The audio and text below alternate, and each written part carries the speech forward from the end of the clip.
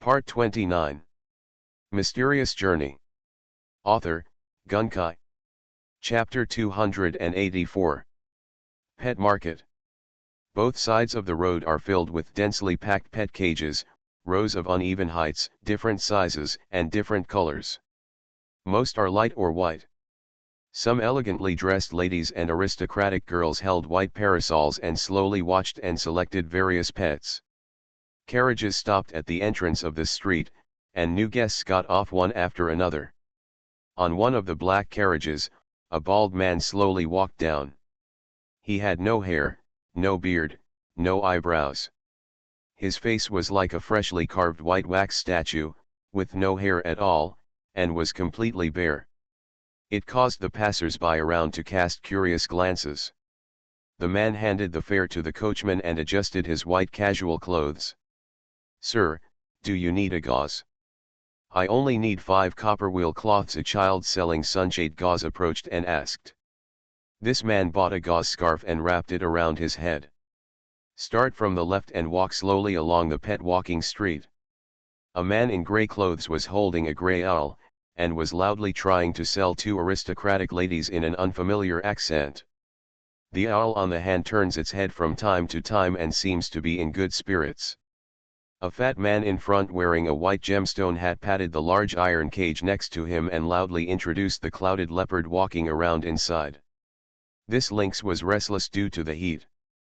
Further ahead, a circle of ladies and girls surrounded a small pet shop selling rabbits and squirrels, and bursts of chuckles could be heard from time to time. Garin walked forward slowly, his eyes scanning various pet cages. "I kept thinking about it in my heart. Silver totems cannot be stored in storage tools, they can only be left outside, and they need to be eaten and excreted. So can this kind of thing be able to silver humans?" Such an idea suddenly occurred to him. With a calm expression on his face, Garin continued to look forward one by one. Eagles, cheetahs, wild cats, hounds, pythons, spiders, etc., all kinds of pets can be found here. Suddenly his steps stopped. Standing in front of a huge aquarium. In the blue water tank, a huge white shark swam slowly. "Guest, do you want to buy this great white shark? If you buy it now, you will get a good gift. A great white shark will come with a free breeding tank." A thin man with a fishy smell introduced enthusiastically. "There are various other aquatic animals in my store here, including a lot of amphibians. You can take a look at whatever you want. Crocodiles, wolffish, ornamental goldfish, black-headed shrimps, cylinder snails, jellyfish, as long as you want, I'll catch you." "Oh," Galen said non-committally, "I want to see the crocodile." "Please come in." The thin man enthusiastically led Garin into the dark and damp shop. He had opened a shop here for so long. He originally thought that the ladies and young men would like some more exotic water-sounding pets, but he didn't expect that the business is still bleak until now. Now it's hard to meet someone who has the intention to buy, so naturally it's impossible to let him go. Garin entered the shop. I saw a deep pit on the left side inside, with 2 alligators lying lazily in it. One crocodile opened its mouth wide, and several white birds jumped between its sharp teeth. In its true form, the crocodile's armor has very strong defense. If the silver is turned into a silver totem, I don't know how much the totem's light can be enhanced. Garin wanted to buy the crocodile just for the powerful armor. Even if he left it at home and raised it, with this, the light of the totem obtained is probably not comparable to that of ordinary creatures. "I want a crocodile, how much does it cost?" "Only 30,000, 30,000 silver wheel cloth." The thin man was overjoyed. He didn't expect that he could seal the deal on a pet as soon as he came in. "Okay, they will send it to me at this address later." Galen took out a pen and was about to write down the address of the hotel when he suddenly paused and said, "Wait a minute, I will come back to make a reservation later. This is the deposit."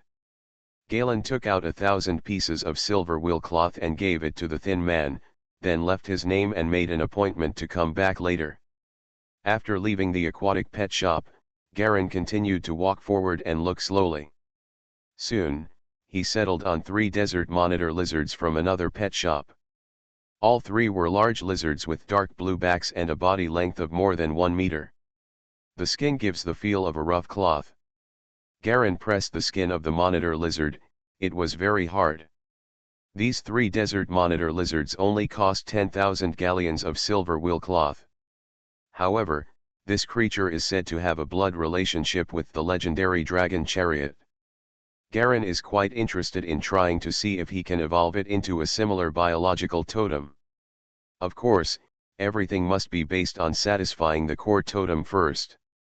This blue-backed monitor lizard is good at digging holes, has agile movements, and has paralyzing venom glands.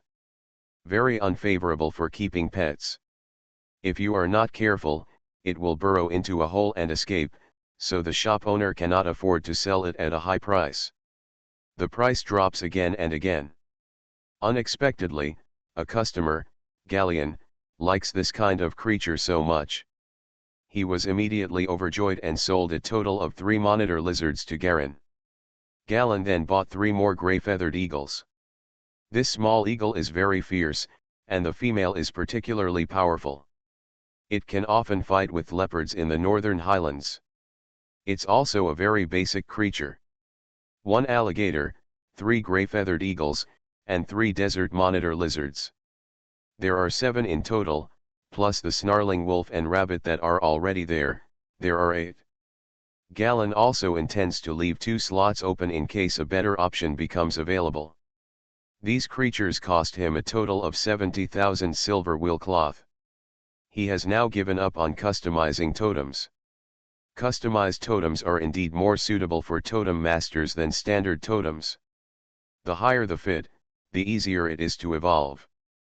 But he has special powers, so there is no need to use expensive methods like customizing totems.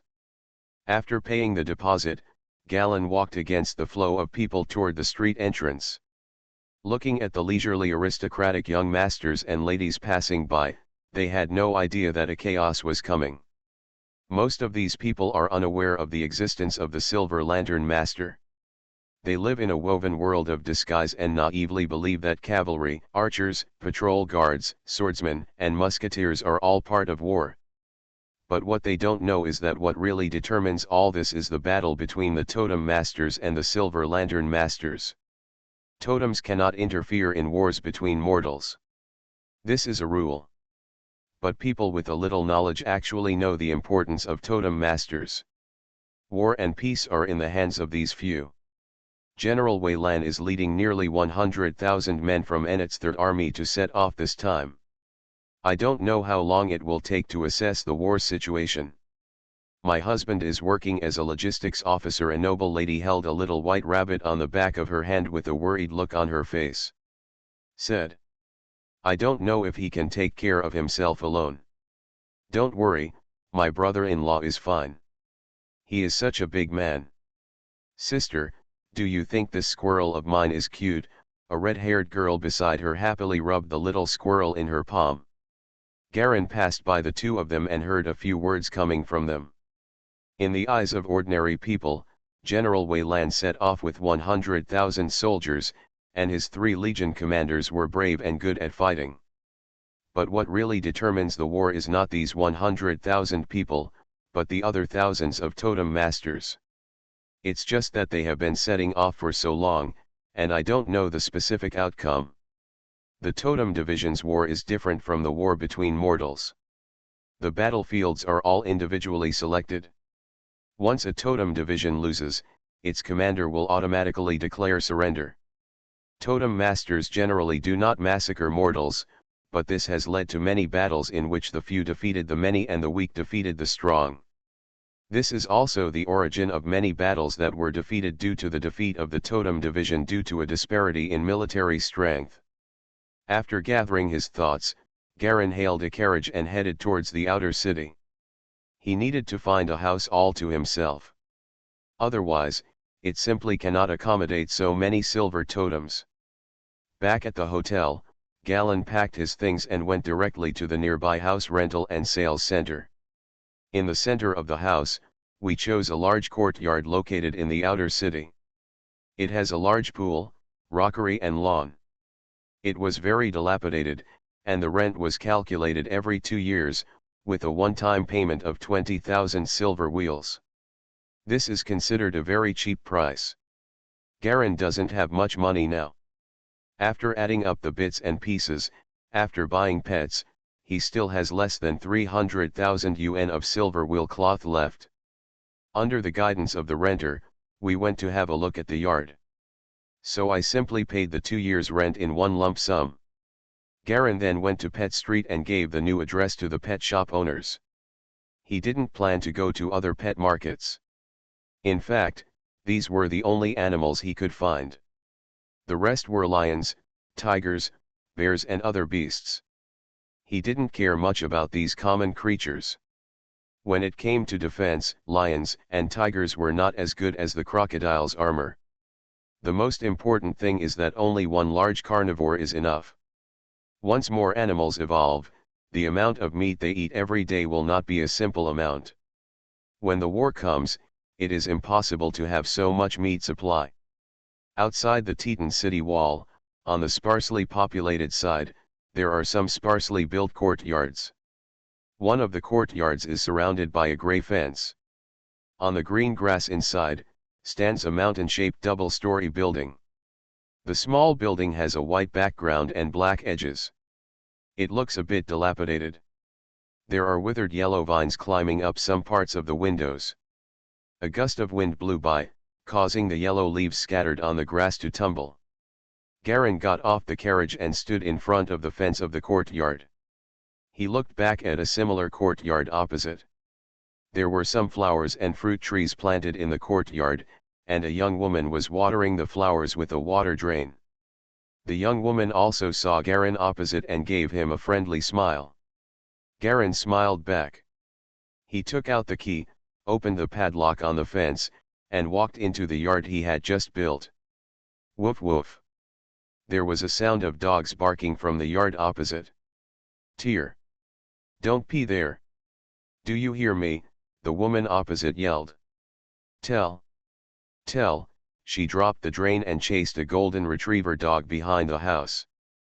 Garin glanced over there, took out the key from his pocket, inserted it into the keyhole of the front door of the small building, and twisted it. Click.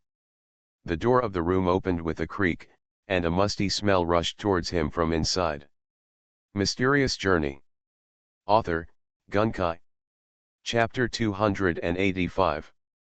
Ahem, Garin walked in holding his nose. The first floor is empty, there is nothing, all the furniture has been removed. In the hall on the first floor, there is a corridor on the left, leading to the backyard or a room such as the kitchen. To the right is a spiral wooden staircase leading to the second floor. Most of the red paint on the wooden stairs has also fallen off, and it looks like it has seen some age. Garin opened all the windows and the door, and it was full of dust.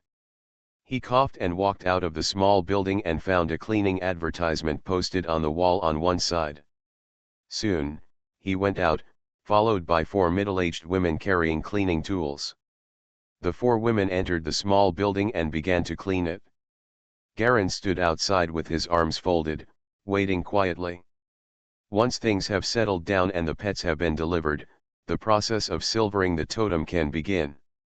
In a few days, when the white dragon eagle is returned and the core totem is found, it will be time to start hunting at the war guild.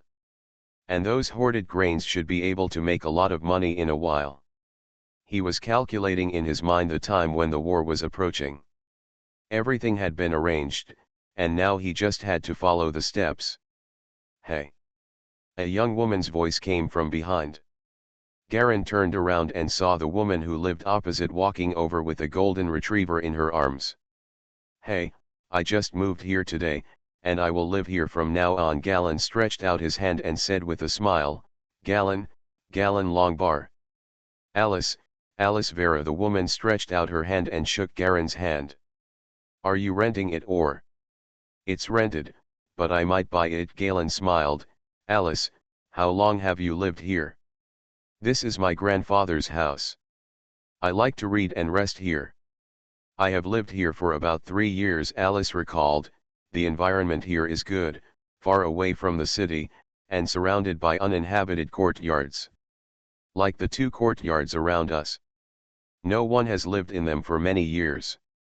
A total of 23 courtyards have been built in this Huangfeng community. There used to be a lot of people, but now only 5 families live here. She shrugged, a look of helplessness on her not-so-pretty face. You know, it's too far away from the city. It's very inconvenient to go shopping. The water supply can only rely on a few deep wells nearby. But quiet enough, Garen added. That's why I decided to move here. My job itself is noisy enough, and I can't stand no matter how noisy my place is. Yes, Alice nodded in agreement. This woman, who was only 20 years old, seemed to have an intellectual temperament. She looked simple and elegant in a white shirt and white trousers. Her long blonde hair was tied into a ponytail. She was not tall. Good, but not bad. The face is not beautiful, just ordinary. But his mind is extremely mature and rational. She didn't seem at all afraid of Galen's lack of eyebrows, beard, and hair. Noticing Garen's confused gaze, she explained with a smile. My grandfather was just like you. He lost his eyebrows, beard, and most of his hair in a fire, so as soon as I saw you, I knew you were the same. Look carefully, you are actually quite handsome. Thank you for the compliment. Then I should really thank your grandfather. He prevented me from scaring you, Garen smiled. Okay, I'll go over there first, there are still some things to finish over there. Okay. Garen watched Alice turn back into his courtyard and looked away. Continue to wait for the cleaning to be completed. 4 women fetched water from a nearby deep well to flush the yard. It was troublesome to fetch water and it cost them 5 galleons of silver wool cloth. It wasn't until the sun was about to set that the yard was thoroughly cleaned. Galen also straightened the wooden mailbox outside the yard, wrote down the address number on it, and went to the post office of this community to register the residents. Then he went out to hire a carriage and piled all kinds of daily necessities into the small building. Then he wrote letters to Andy, Jessica, and Gerda, telling them his new address. Dinner was breadsticks dipped in strawberry jam. By the time everything was in place, it was already night. The pet store truck that delivers the pets has also arrived. The pet market is under unified management. The market staff removed the 7 iron cages from the ox cart and transported them one by one into the backyard of the small building. Standing in the yard, Galen held up a glass lamp and watched the bullock cart from the pet market slowly leave and quickly disappear from sight. Then he turned and walked towards the yard at the back. 7 different pets are still waiting for him to be silvered. Check the surrounding environment carefully. Garen discovered that the situation here was indeed very similar to what Alice said. It was very quiet, and the nearest household on both sides was hundreds of meters away. He stood in front of 7 iron cages of different sizes. He stretched out his hand to grab the first cage and walked into the back door of the small building. Close the door and hang the glass lamp on the doorknob on the right. Galen lifted the black cloth on the cage and looked at a blue-backed monitor lizard crawling around inside. Putting the cage on the ground, he carefully took out a red crystal ball from the lining pocket, which was a deduction device the size of a fist. Carefully place the deducer next to the iron cage. The crystal ball's bright red light illuminated his face. A line of text slowly floated above it. Whether to silver nearby creatures. Yes. The blue-backed monitor lizard suddenly became a little restless. It kept crawling around in the cage, trying to avoid the red light, but to no avail. The crystal ball slowly turned into silver light, and the silver light enveloped the monitor lizard, as if it had a paralyzing effect. The monitor lizard stiffened suddenly and stood still. Laugh. A silver beam of light shot out of the crystal ball and landed on the head of the monitor lizard. After 5 full seconds, the silver beam quickly disappeared and the crystal ball turned red again. Silverization is over, biological samples are loaded. Please do not move during the main link transfer. The crystal ball suddenly shot a red light in the direction of Galleon. Just like last time, the area illuminated by the red light felt warm and very comfortable. There is also a new totem 3D icon in the skill bar below the field of vision. Blue-backed monitor lizard, the first form of living totem, which can be improved. Evolution success rate, 66%, the weaker the body, the higher the success rate, potential points consumed, 300%. Abilities, venom, burrowing. 3 points, this actually costs 3 points. Garen frowned. Release the giant lizard from the cage, then repeat the process just now, drag all the cages into the small building, and use the deducer to silver them one by one. 3 blue-backed monitor lizards, 3 gray-feathered eagles, an alligator, plus howling wolf and rabbit. There are 8 silver totems in total. Garen stood in the corridor at the back door of the small building, raised his hand, and looked at the colors of blue, gray, and black, 3 different totem lights that were constantly covering his arms. The 3 colors eventually merge into blue-black. He held the crystal ball of the deducer in his hand and looked at the information slowly displayed on it. Your Excellency Garen, your current totem light level is Type 2 normal. The light of your totem is composed of 8 different silver totems. Have you reached the light of the second type totem? Garen was delighted, although there was no way to defeat the second type totem master, nor did he have the strange special abilities of the second type totem. But reaching type 2 defense did make him feel a little happy. The pets he selected, except for the snarling wolf and rabbit, were all creatures with good defenses. The blue-backed monitor lizard's skin was very resistant to corrosion. If the gray-feathered eagle was attacked and bitten, its feathers would naturally take away most of its strength. Alligators are armored and extremely strong. Galen has taken all these aspects into consideration. He clenched his fists and felt the light of the totem covering his body. It's like wearing a thick layer of clothes, but it's extremely breathable and not airtight at all. I looked at the other 2 icons that were automatically formed in the skill bar at the bottom of my field of vision. The evolution success rate of the gray-feathered eagle is also over 60%, and its abilities are flight and eagle vision. The success rate of alligator evolution is even lower, only over 50%, and its abilities are bite and camouflage. Sitting on the newly bought sofa on the first floor, Garen had a gray-feathered eagle on his head, an alligator lying at his feet, and 3 blue-backed monitor lizards constantly spitting out red cores on the sofa. He felt like a circus animal trainer. Speechlessly letting all the silver totems leave his side, Garen carefully considered the strength in his hands. Silver totems are different from regular totems. They cannot be stored in tools, and the only ones that can be taken away are 3 gray-feathered eagles. Alligators need constant nourishment from water, and monitor lizards are not very good at hunting, so it is okay to take them with them. Very useful. Only the gray-feathered eagle, a bird of prey, can be easily brought to participate in hunting. We have to wait until the white dragon eagle is obtained. Before that, let's accumulate some potential points. Garen stood with a gray-feathered eagle on his shoulder, holding one arm on each arm. He walked straight out of the small building, climbed over the fence at night, and walked towards the dark suburbs outside the city. War Guild. Garen was holding a glass of bubbly wine but didn't drink it. He sat in his old seat, holding a few pieces of mission paper in his hand and frowning at it. The fat maid in charge of the reception held a chicken drumstick in one hand and nodded, and pressed a few mission leathers on the galleon table with the other hand. You can choose these tasks. They are all type 1. Your task completion rate is good. Keep up the hard work. She turned around and took care of other guests. Garen glanced at the task lists on the table. They were all type 1 tasks, and the hunting objects were all type 1 totem masters, most of which were ghost silver lanterns.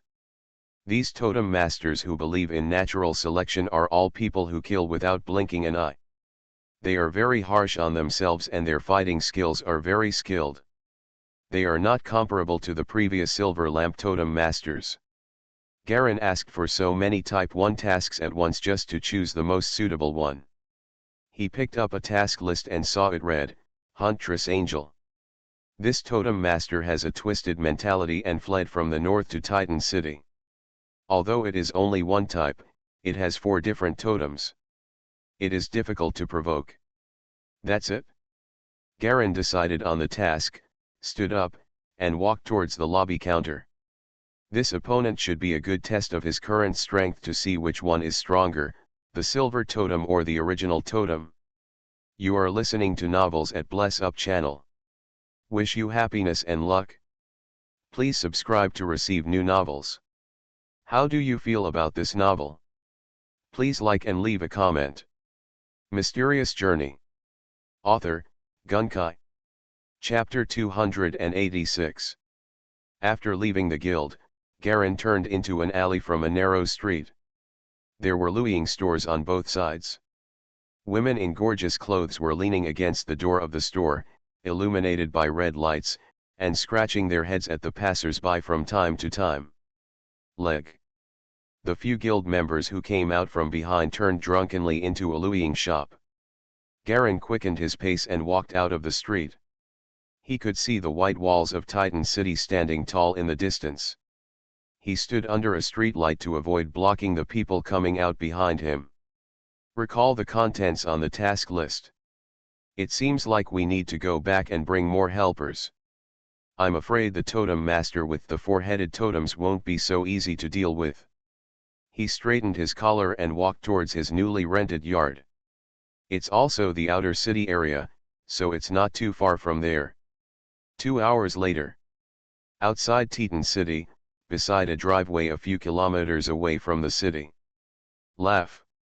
A bloody corpse was held under the claws of a black clouded leopard, which was biting the corpse's neck. The blood flowed out from the neck wound, exuding white heat. The moonlight at night falls on the clouded leopard's fur, reflecting a faint silver light. A plump woman in red stood beside clouded leopard, playing with a broken silver badge in her hand, with a trace of red blood stained on the badge. "What's the number?" she whispered. Her accent was not very standard Kuwaitan. "Why are there always so many people coming to die? Death?" A black figure slowly walked out, stood under the moonlight, and revealed his figure. He is a tall, thin man. There was a giant white python coiled around his body, which was constantly spitting out letters. Soon, as he appeared, several more figures walked out from the side, surrounding the woman. 2 black wolves, a leopard, and even a brown bear appeared next to them. Ouch! The brown bear let out a low roar and stared eagerly at the black clouded leopard next to the woman. "Triss Angel, we accept your head." The controller of the brown bear, a petite young girl, let out a weird laugh.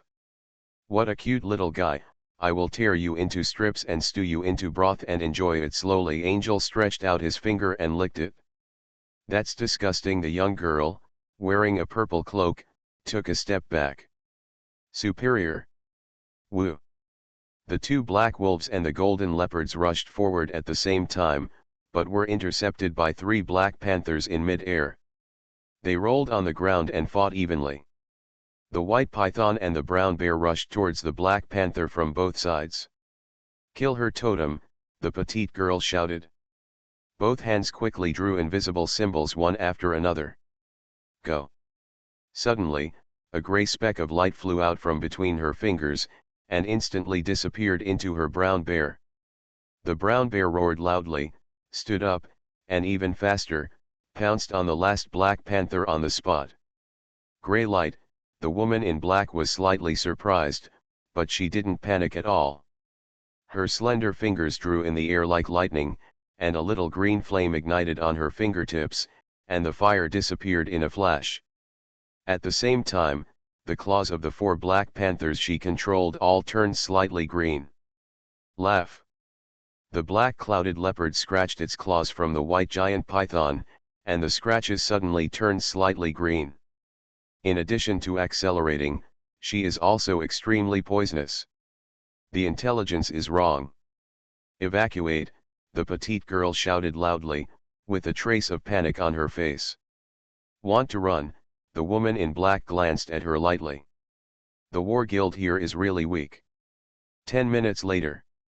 The ground was covered with flesh and blood, and the red blood dyed the grassy ground completely red. Angel, a woman in black, squatted in front of the petite girl's body, stretched out her hand and pulled off a silver pendant from her collar. Are you from the Duke's palace? This area is already the territory of White Dragon Eagle. She frowned slightly. Suddenly she stood up and looked into the depths of the woods not far away. It's the people of the War Guild again. You are really not afraid of coming to die? I didn't expect that the War Guild in the central part is so weak, not even comparable to half of the northern part. If you don't bother me, I will. A smooth bald man slowly walked out of the woods. He was wearing a black cloak, which was in sharp contrast to his fair skin. Have the Central War Guild always been so stupid? If one dies, two will come, and if two die, the third will come, Angel sarcastically said. I'm different from them. The first three said so. Angel took a few steps forward impatiently, gently swinging the pendant he just got in his hand. Everyone I kill is so confident, but it's a pity that they are all the same stupid. Do you know? In my eyes, you are no different from the stupid pigs raised in the yard. You have never seen the world, and in the countryside, you think you are the best in the world. First. The bald man smiled and extended his hand. A black armored crocodile slowly climbed out from behind, and three gray-feathered eagles slowly descended and flew quickly around him. I have the same number of totems as you, exactly 1 to 1. Idiot. Angel rolled his eyes. Among the totem masters I killed, 5 of them were so-called geniuses with more than 4 heads. If the number of totems can be equal to the quality of the totems, then everyone should just pile up the number. Forget it, I'm too lazy to talk nonsense with you. She took out a golden pocket watch and checked the time. It's almost time. About what? Garen looked at Angel opposite him curiously. What he really relies on is not a totem. Besides, a totem, no matter how strong it is, will not pose any threat to him now. He was already in an invincible position due to his Type 2 defense. He brought the totem here with other plans to see how different the same Type 1 totem was from the original totem. The totem cooling time is so stupid, Angel laughed ferociously. My accelerating poison was still in the cooling time just now. If you didn't do it, it's a pity that it's too late now. A little green fire suddenly ignited at the tip of her finger, and she pointed at Garen fiercely. Kill him. Immediately, the 4 black panthers beside her jumped up suddenly, turning into 4 black lines and rushing toward Garen's many totems. The speed was actually more than twice as fast as before. Like an arrow leaving the string, it made 4 hissing sounds in the air. Bringing a totem without quality is a burden, idiot. Angel said with a mocking look on his face. In a moment, the crocodile and the clouded leopard faced each other, and the 3 gray-feathered eagles and the 3 black panthers faced each other. After just one encounter, the 3 gray-feathered eagles were scratched and large pieces of their feathers fell off. Garen frowned and was about to speak. Suddenly, the face of Angel opposite him changed, and with a move of green flames, the 4 leopards flew back at the same time. You are lucky today. What if? She stopped immediately before she finished her words, got on the fastest clouded leopard, turned around and left. Buzz. In the sky overhead, there were faint bursts of strange roars, like a cow roaring, and like something vibrating. Garen raised his head and saw a giant white eagle slowly circling overhead. White Dragon Eagle, he frowned. In the woods, the moonlight was cut into pieces and scattered on the grass and tree trunks. Angel was riding a clouded leopard and was running rapidly in the forest. She was going so fast that the trees on both sides almost turned into blurry black shadows. Nothing could be seen clearly, only the scenery in front of her was getting closer and zooming in. Get rid of it. Angel finally felt that the feeling of being watched was gone and he breathed a sigh of relief. Suddenly her pupils shrank. Staring closely at the woods ahead, he suddenly stopped the clouded leopard. Hiss! The other 3 black panthers stopped at the same time, leaving scratches on the ground. They protected her and stared at the woods in front of her vigilantly. "What did you want to say just now?" Garen's voice came from the front, with a hint of doubt. "Although I don't know how you caught up with me, it seems that you really wanted to die on your own and you didn't even bring a totem with you." Angel stared at the bald man standing in front of him, his voice low. "Go!" Green flames ignited in her hands again. The speed of the 3 black panthers increased instantly, turning into 3 black lines and rushing toward Garen. 6 sharp claws fiercely clawed at Garen's neck. After the 3 black panthers were amplified by the spell, their poisonous claws hit the defensive totem light, which also had the effect of corroding the totem light and accelerating the consumption of defensive energy. Angel stood there riding a clouded leopard, looking at Garen with a trace of pity in his eyes. "Originally, I was ready to let you go. It was you who was looking for death." Bang! A dull crashing sound suddenly sounded. Angel's eyes suddenly opened wide, and an unprecedented horror suddenly surged into his heart. She stared blankly at the scene ahead, with an expression of disbelief and surprise on her face. Garen slowly retracted his right leg and glanced at the 2 black panthers that were swept away by him. His right hand was pinching the neck of a black panther and lifting it in the air like a chicken. Kaka! The black panther struggled to break free, claws clawing at Garen's arms, but to no avail. "The speed is good, you are almost catching up with me," Garen said with admiration on his face. Before he finished speaking, he suddenly found that there was no one in front of him again. Angel pushed the clouded leopard under his crotch to speed up, and kept looking back at any time, for fear that the man would catch up again. Her forehead was covered with sweat. Where did the monster come from? The totem master can actually confront the totem head-on. Damn it!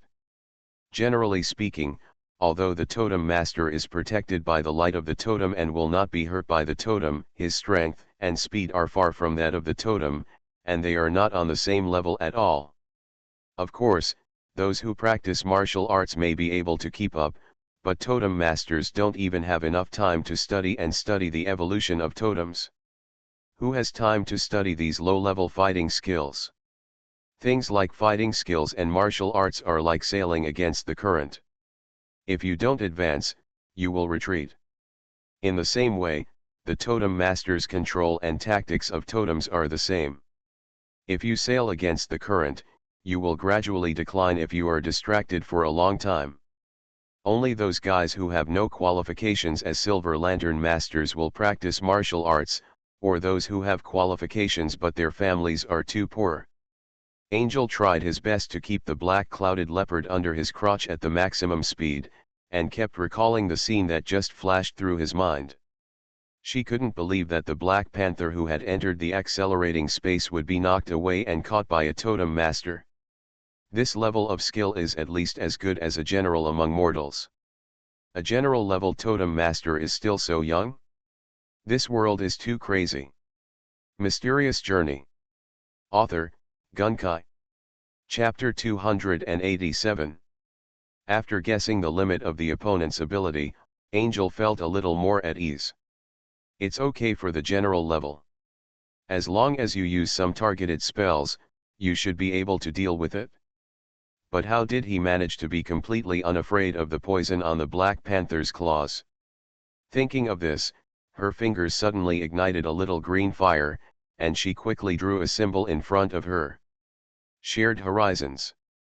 There was a slight joy on her face. There was actually a Black Panther that had not been destroyed, and her vision instantly shifted to the Black Panther. Suddenly her face became ugly and ugly. Hiss. The clouded leopard under his crotch suddenly stopped, and its foreclaws drew a black mark on the grass. In front of the group, the bald man put his hands in his trouser pockets and looked at her with a smile. "Hey," he waved to Angel. "You forced me to do this." Angel finally couldn't suppress the anger in her heart. She stared closely at the Black Panther being stepped on at the opponent's feet, and quickly pointed out green light spots in the air with her 10 fingers. Soon, all 30 green dots were densely packed and slowly floating in the air. She closed her hands together, closing all the light spots into one largest light spot. 3 times the speed. Go, she pointed her finger at the only intact clouded leopard. Green light spots instantly shot into the clouded leopard's body. Ouch! The black clouded leopard roared loudly. With a swish, there was no trace. Bang! Garen stretched out his right palm, just enough to block the sharp claws of the black clouded leopard charging towards him. Between the paw and the palm, the blue-black light film was violently impacted, sputtering out tiny bits of black light and falling down. Bang bang bang bang bang. A black shadow rotated around Garen at high speed and attacked. The speed has exceeded the limit that the creature can reach. With every attack, the green claws hit tiny black light fragments on the blue-black light film. Garen couldn't keep up at first, and the totem light on his body was beaten to pieces. Soon, he seemed to adapt to the rhythm of the black clouded leopard's attack. He used his elbows, fists, and leg sweeps to meet the clouded leopard that kept charging. He simply closed his eyes and carefully felt the thrill of the clouded leopard's high-speed attack hitting the light of his totem. In a daze, he seemed to have a feeling. Taking the initiative to attack in this way seemed to consume much less totem light than being passively attacked. If he stood still, the totem light on his body would need to be attacked for 2 minutes to be broken. Then it will take at least 2 hours to be consumed in such a proactive attack. Moreover, he vaguely felt that the light of the totem seemed to be tightening towards the body surface under this high-pressure attack. This feeling, he closed his eyes and carefully experienced this rare feeling. Suddenly there was a sudden stop outside. The clouded leopard's attack disappeared instantly. Garen opened his eyes and looked around. The guy ran away again. Angel rode the weak clouded leopard, staggering forward in the woods. Damn it! Damn it! Damn it, she cursed fiercely.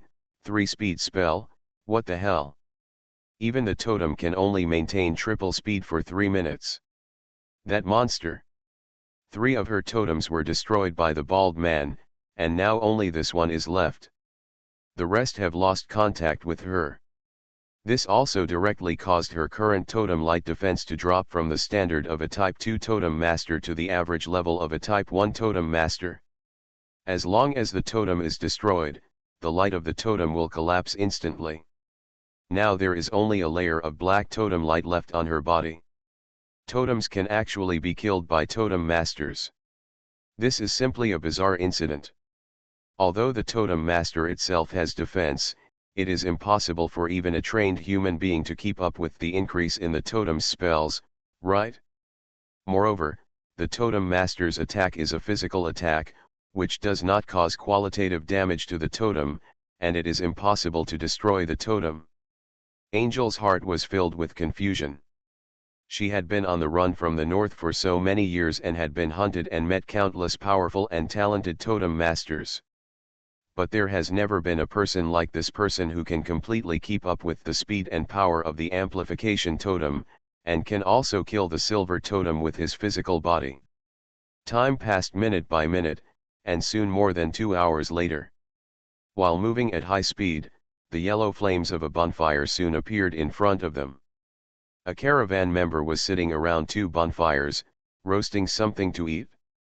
Beside the caravan, 2 young men and women dressed as nobles were chatting in a low voice. Both of them wore short storage staffs unique to totem masters around their waists. Angel was overjoyed to see that there were so many people and an unrelated Silver Lantern master present. As a member of the War Guild, that guy was not allowed to put so many people into the war dungeon according to regulations. Suddenly, she felt something was wrong in her heart, and the clouded leopard suddenly stopped when she sat down. Squeak! The turf on the ground was scratched. Hell! It's you again. Angel looked haggard, looking at the young man slowly walking out of the woods in front of him. The gentle smile on his face was as hateful as a devil in her eyes. What on earth do you want to do? Angel was mentally exhausted and felt helpless in her heart. No matter how she ran away, the other party could always find her within a fixed time. You have a lot of experience. I want to learn more from you, Garen said with a smile. I'll learn from your mother. Angel felt like crying. Bang.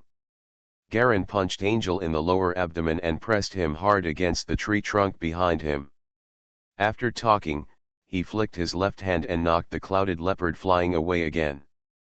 He raised his palm so that Angel could clearly see his knife. My hands are stained with the venom and poison powder unique to my totem, so although I can't hurt the totem, I can catch up with them and hit them with the venom and poison powder. You're 3 Black Panthers, that's how I killed you. Of course, the same goes for you. Angel was pressed hard and stared at Garen with a pale face. Ahem. She was lowered from the tree trunk, her face was slightly blue, and she seemed to have symptoms of poisoning. He quickly took out a small black bottle from his body, opened it, and poured some medicinal powder into his mouth. Soon, her bluish complexion improved slightly. Garen stood back to his original position. To punish you for your dirty mouth, he waved his hand. With a whoosh, a grey shadow swooped down and grabbed the last clouded leopard hard. Angie suddenly felt that the last layer of totem light on his body completely collapsed. She watched clouded leopard's forehead being scratched and turned into a puddle of silver mercury, and she felt an unprecedented sense of despair in her heart. Bang! Garen popped out a small stone and hit Angel's right arm accurately. There was a soft click, the sound of bones breaking. Angel groaned, covered his right arm and squatted down. Garen made no move. He really wanted to learn from this woman. From the acceleration spell and the poison spell at the beginning, to the triple acceleration later, the vision is shared. This woman has mastered at least 4 good practical arts. In addition, his talent is the strongest among the totem masters he has seen, except Goth. Don't worry, I don't know anything about the techniques. I think the techniques you use are very practical and better than other totem masters. So I hope you teach me, Garen answered honestly. You told me earlier. Angel sat down against the tree trunk, feeling very excited. This was the first time she met a totem master who could suppress her in terms of speed. Now she finally experienced the feeling of facing her own totem master before.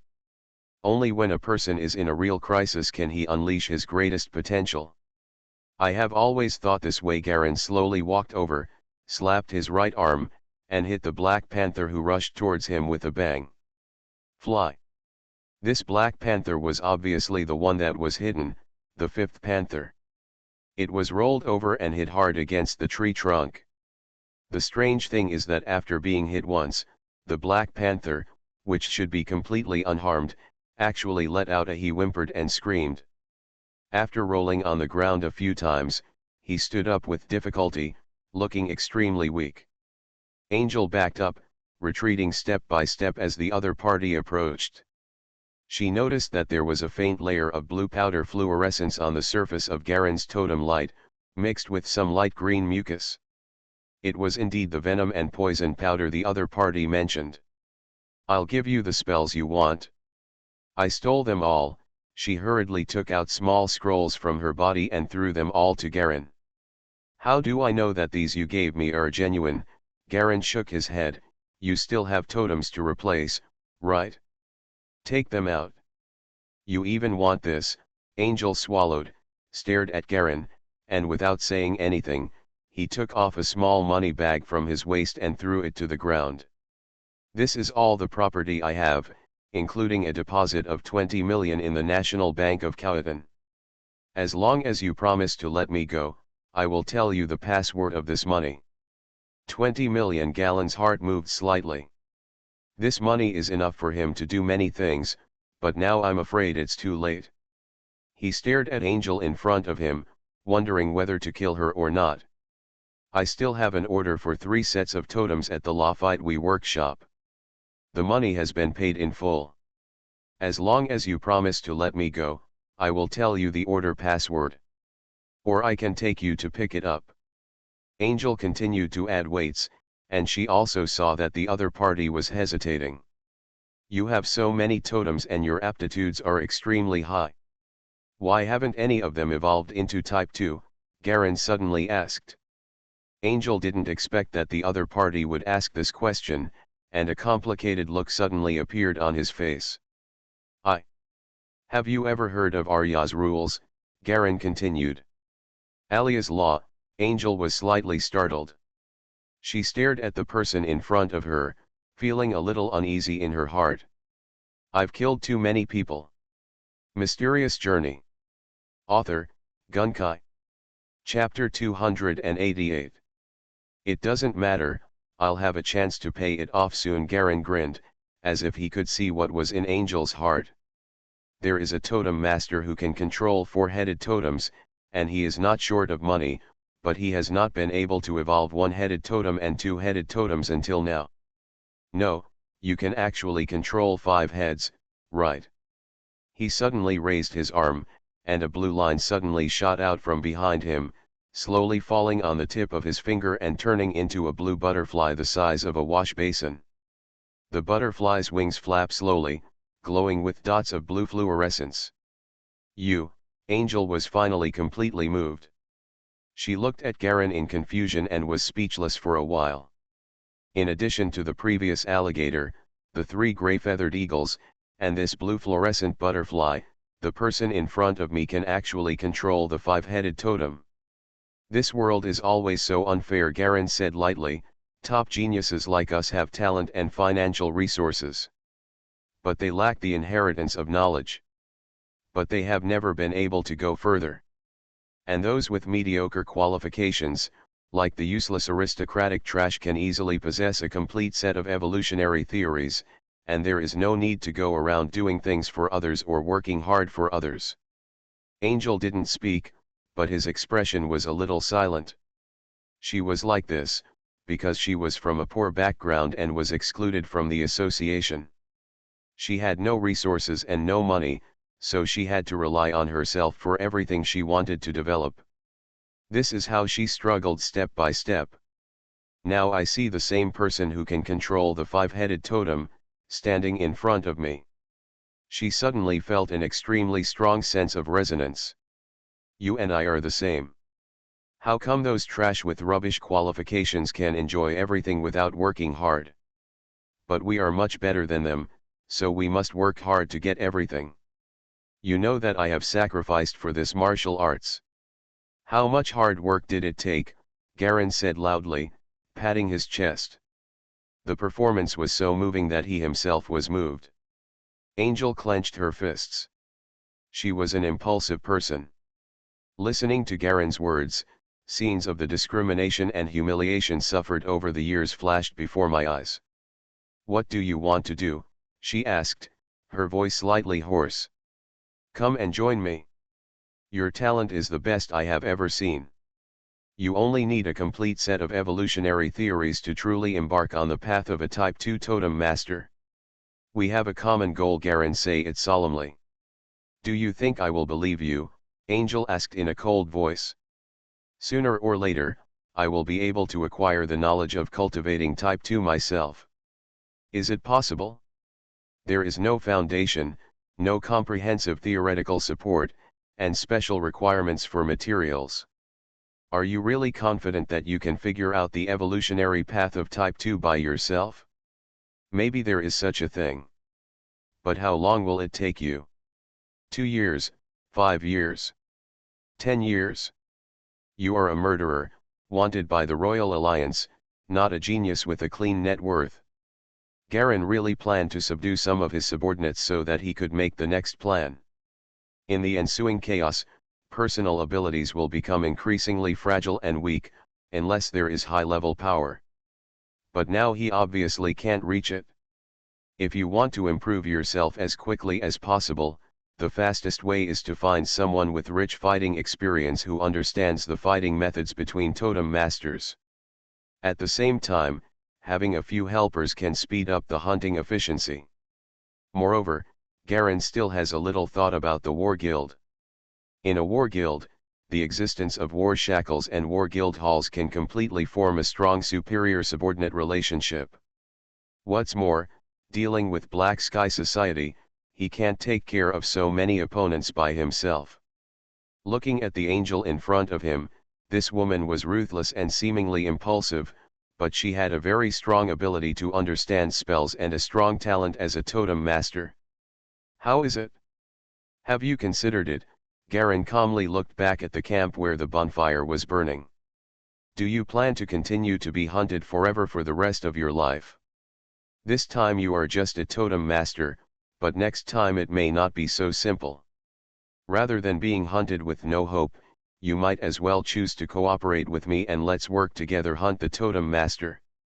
You can pay for your crimes, and I have my own needs. Angel half sat down on the ground. My enemy is not just a type 1 totem master. Are you sure you want to cause me such big trouble? She said coldly.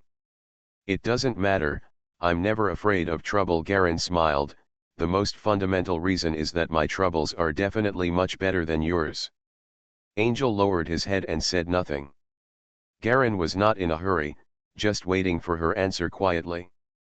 According to Alia's laws, any criminal has the opportunity to join the war guild and get a mission to atone for his sins.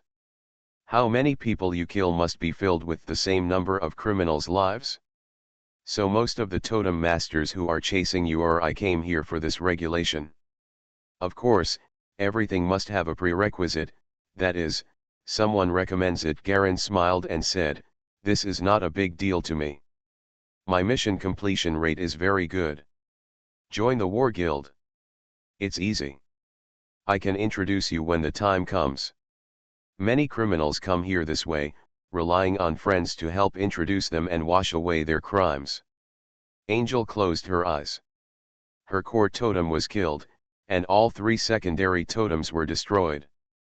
The last secondary totem, the Black Panther, was also paralyzed by the poison and unable to move. It can be said that she has been released from prison at an absolute disadvantage. The other party is indeed very sincere in putting forward this condition under such circumstances.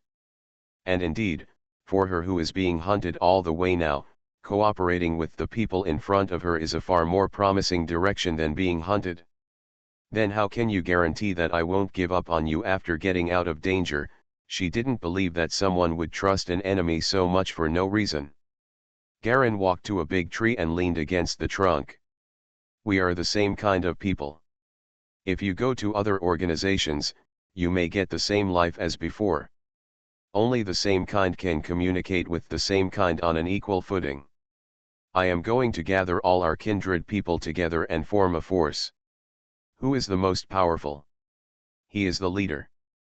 But it is too early to say this now.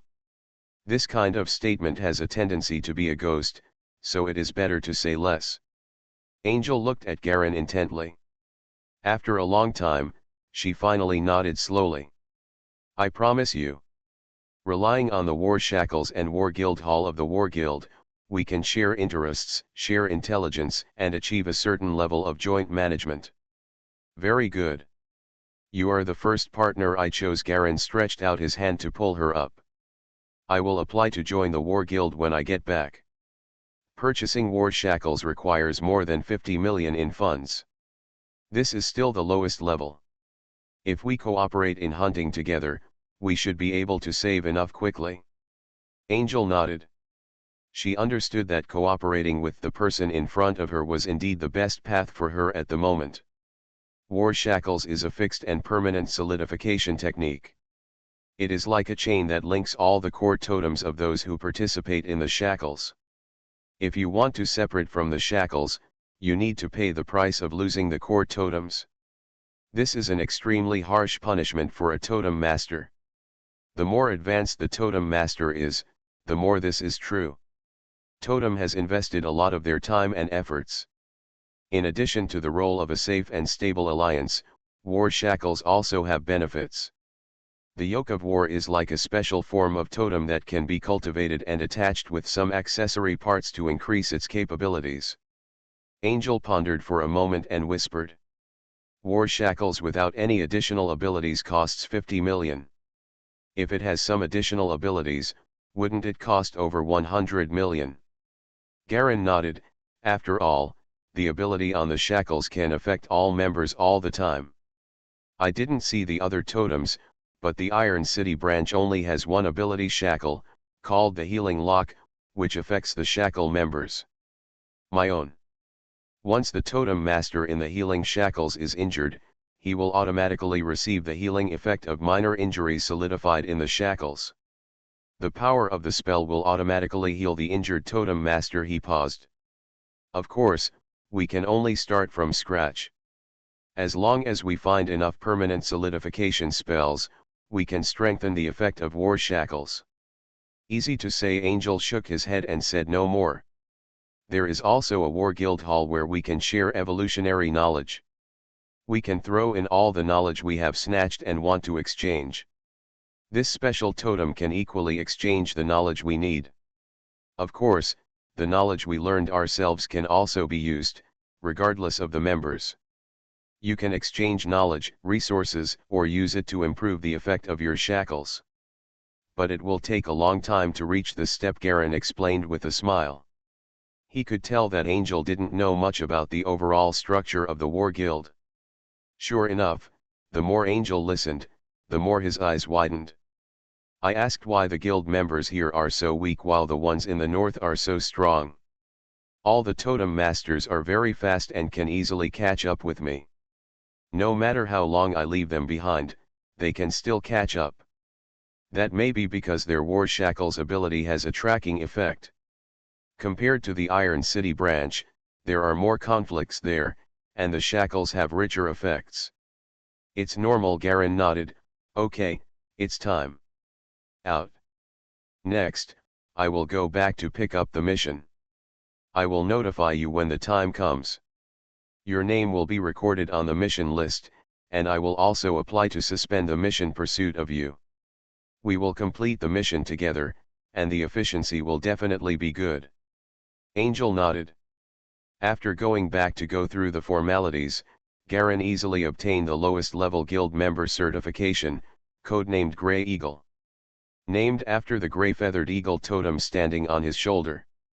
Angel paid a mortgage worth 1 million silver wheel cloth through Galleon as a certificate to suspend the pursuit. The money can only be used for 2 days, and Angel cannot leave the management area of Titan City. Otherwise it will automatically become invalid. The two must complete at least one hunting mission within this time. As for the war shackles and the war guild hall, these two special totems. Both are worth tens of millions, which is simply not something the two of them can afford now. The sky is dim and bright. The clouds were accumulating, the sky was grey and gloomy, and it was raining lightly. The rain strands were blown by the slanting wind and were elongated like thin transparent lines. On the vast green hilly grassland, a caravan of horse-drawn carriages was slowly driving along the grey carriage road towards Bakesea City. Most of the caravans were grey, white and yellow tent trucks, and some of the goods were covered with white coarse cloth to block the light. In the middle of the motorcade, a black carriage with 2 drivers slowed down, and the window on the side of the gorgeous carriage was opened, revealing the faces of 2 young and fair noble girls. A young girl looked curiously at the goods on the carriage in the middle of the caravan. "Is this the Pelagio caravan?" Lala the girl asked her companion in a low voice. "It should be, I seem to have seen that sign before." The girl named Lala didn't seem to be very interested in these. She held her chin with one hand and stared blankly at the caravan's rapidly alternating hooves, falling into a trance. "Lala, Lala," the cry of companion Vizel seemed to come from a very far away place. "It's so boring." Lala sighed inwardly and responded to her companion's questions word by word. Vizier was always so energetic and always had something to say. Lara stared blankly at the slowly falling rain above the caravan. She was about to go to Bakesea City to continue studying law. Although she didn't want to study law, she had no reason to refuse. This society is like this: you are born, then study, then work, then get married, then grow old and wait to die. Day after day, year after year.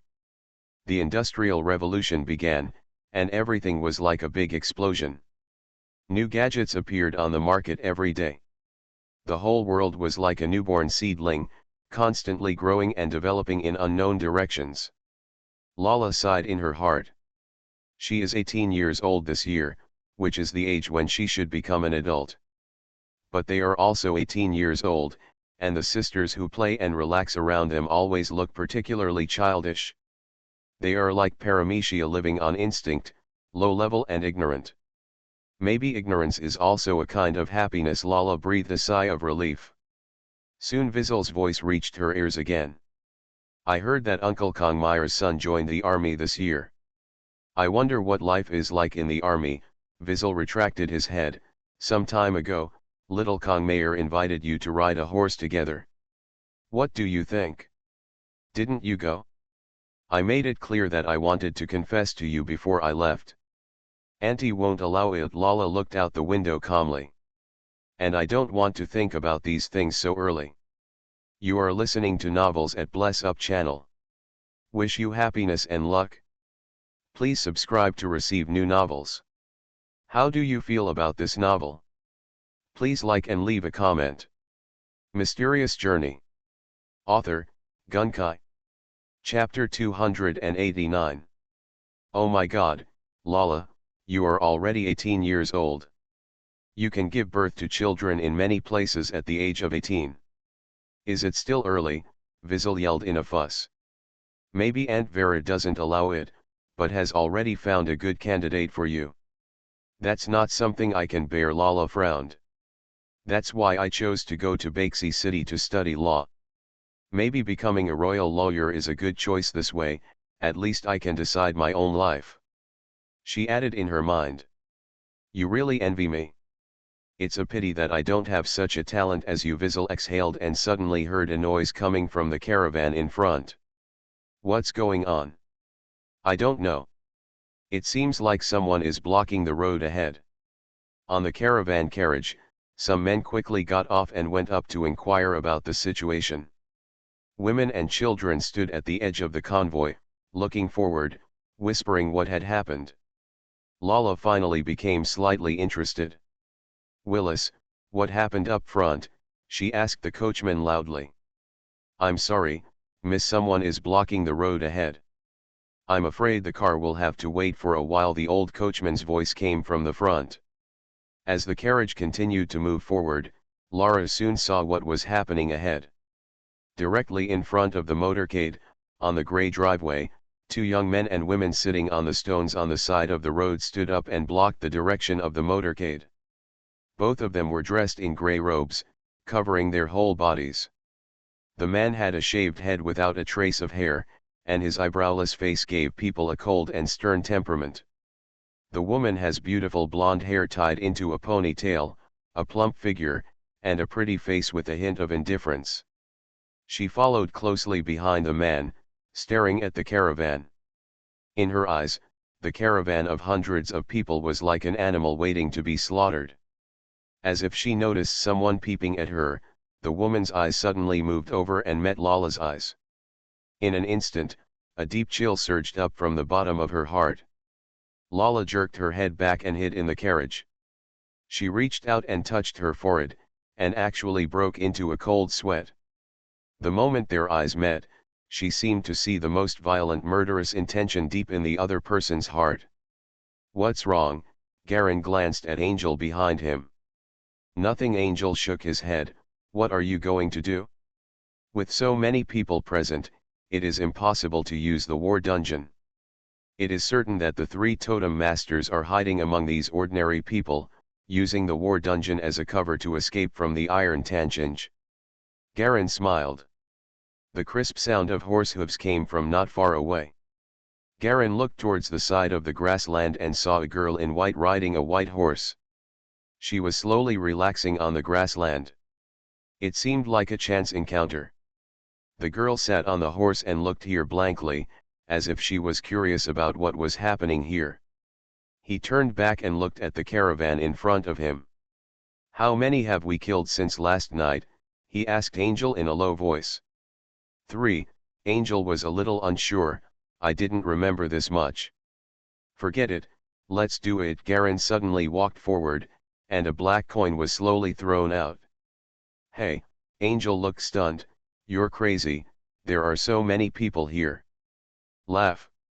The coin fell to the ground and suddenly opened a circle of transparent ripples. The ripples spread instantly and enveloped the entire caravan and the surrounding area of hundreds of meters, forming a huge spherical cage. There's no need to worry about this now. Garen smiled and looked at the three grey-robed figures running wildly from the side of the caravan. Point your right arm forward. Whizzing. Several grey shadows sprang out from behind him and flew directly towards the three figures.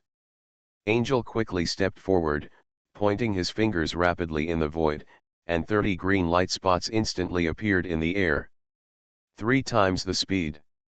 30 light points merged into one at the same time, suddenly turning into a green light and shooting into a black panther that rushed out from behind her. Whoosh! The black panther instantly turned into a black line and rushed towards the three fleeing figures. The black shadow surpassed the grey shadow and knocked down a figure. No. The three grey shadows recovered into 3 grey feathered eagles, and at the same time they grabbed and lifted up one of the man's black pythons. The strange thing is that after the giant python was caught, it struggled wildly for a while, then quickly slowed down, and finally hung stiffly on its sharp claws, and was pecked out by 3 grey feathered eagles. 3 bloody holes the size of a bowl. Eventually it turned into a puddle of silver liquid and seeped into the grass. At the same time that the giant python melted, the black panther also bit the downed figure directly through the throat. Blood spurted all over the floor. The other 2 people looked pale, and they fell down on the grass and kept moving back. No, no. You can't do this. The War Guild has regulations. There are so many ordinary people here. So many mortals. A woman on the left had snot and tears running down her face. The man on the right had trembling fingers and wanted to draw some kind of spell, but he tried several times and failed because he was too scared. The sweat on his face ran down his temples and dripped from his chin. Vulnerable Garen shook his head, walked up to the man, and picked up his collar. It's just a little guy who has just entered Type 1. Maybe there will be more rewards for catching him alive. You'd better see how to solve this problem. Angel nuzzled in the direction of the carriage. Garen looked at the caravan. The merchants in these caravans were all silent, the children had their mouths covered and did not dare to speak, the men all held various weapons in their hands, and the women and children all hid in the carriages and drew the curtains tightly. A dozen guard mercenaries were holding iron swords and staring at him with sweat on their faces.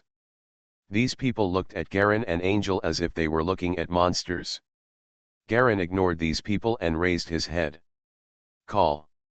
Suddenly, a large number of bluebirds suddenly flew from the southern sky. The large flock of bluebirds looked like pock marks, reflecting large black spots on the ground. There were constant chirping sounds. Here we are. Finally Garen sighed slightly in his heart. Something moved in his heart. A grey-feathered eagle suddenly rushed into the sky, grabbed a bluebird in its mouth, flew back, and landed on Garen's shoulder.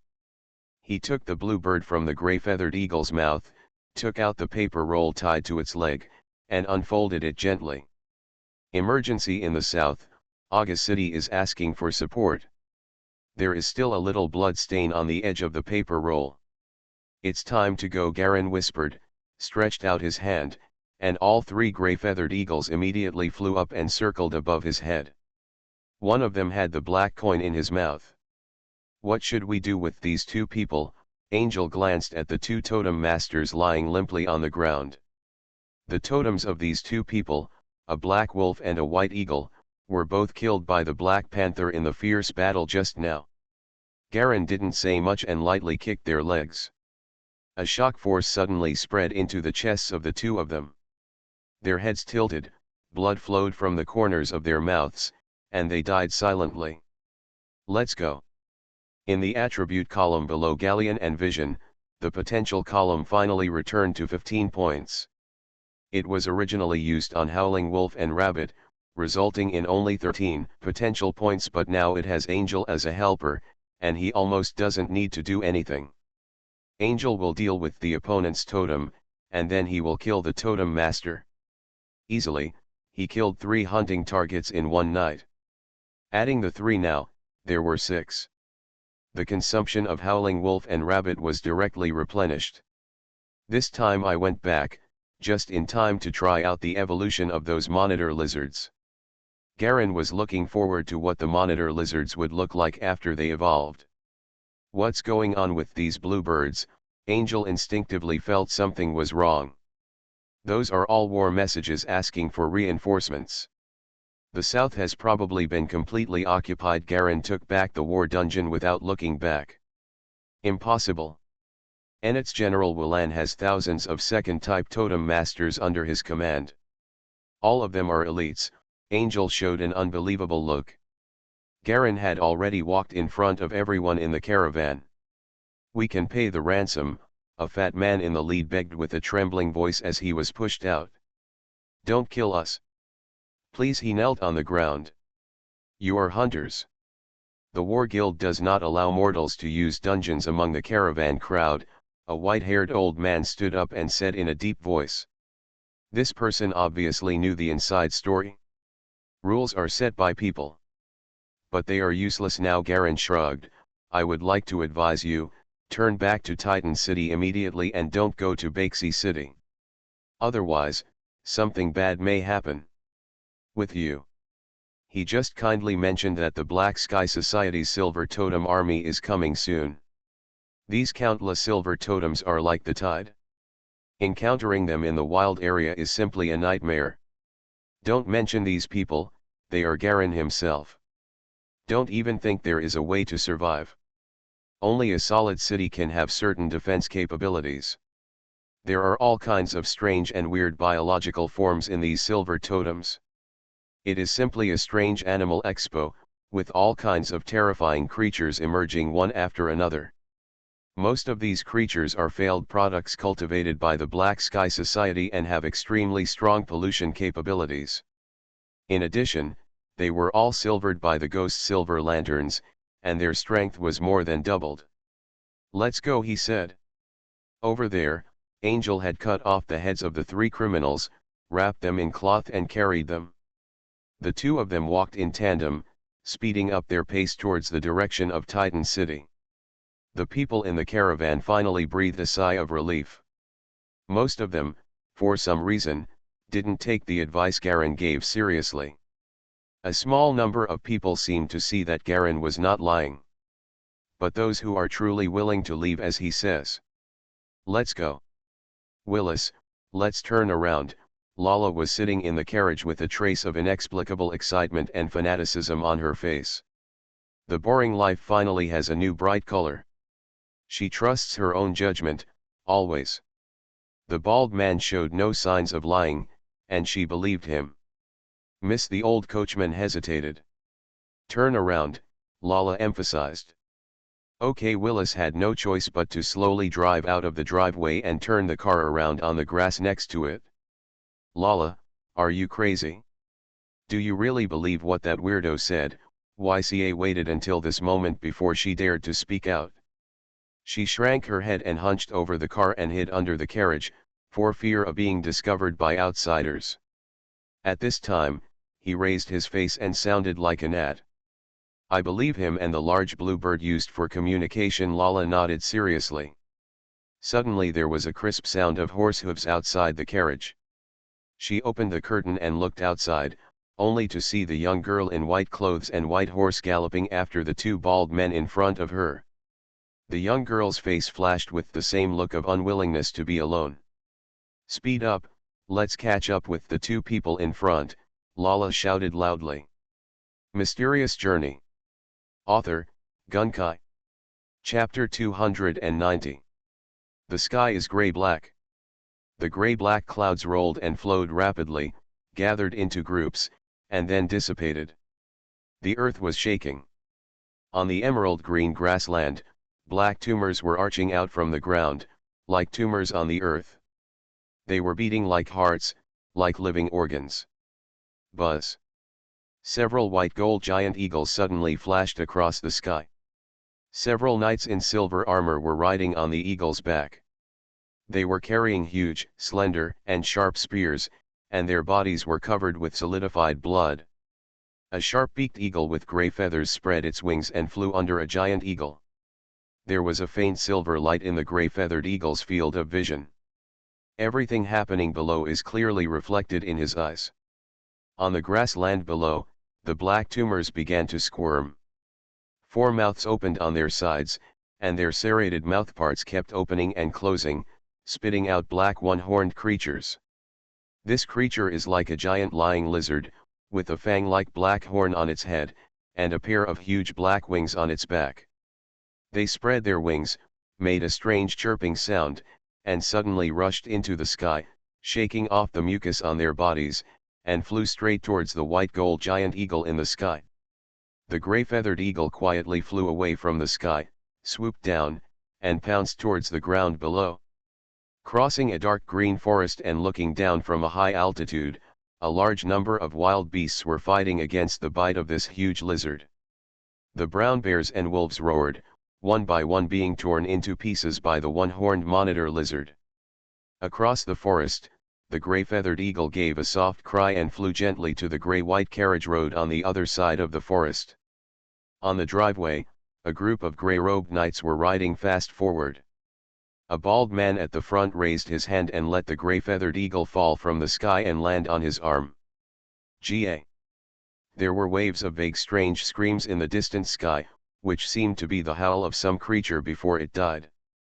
It looks like a crow, but it also looks like a bat.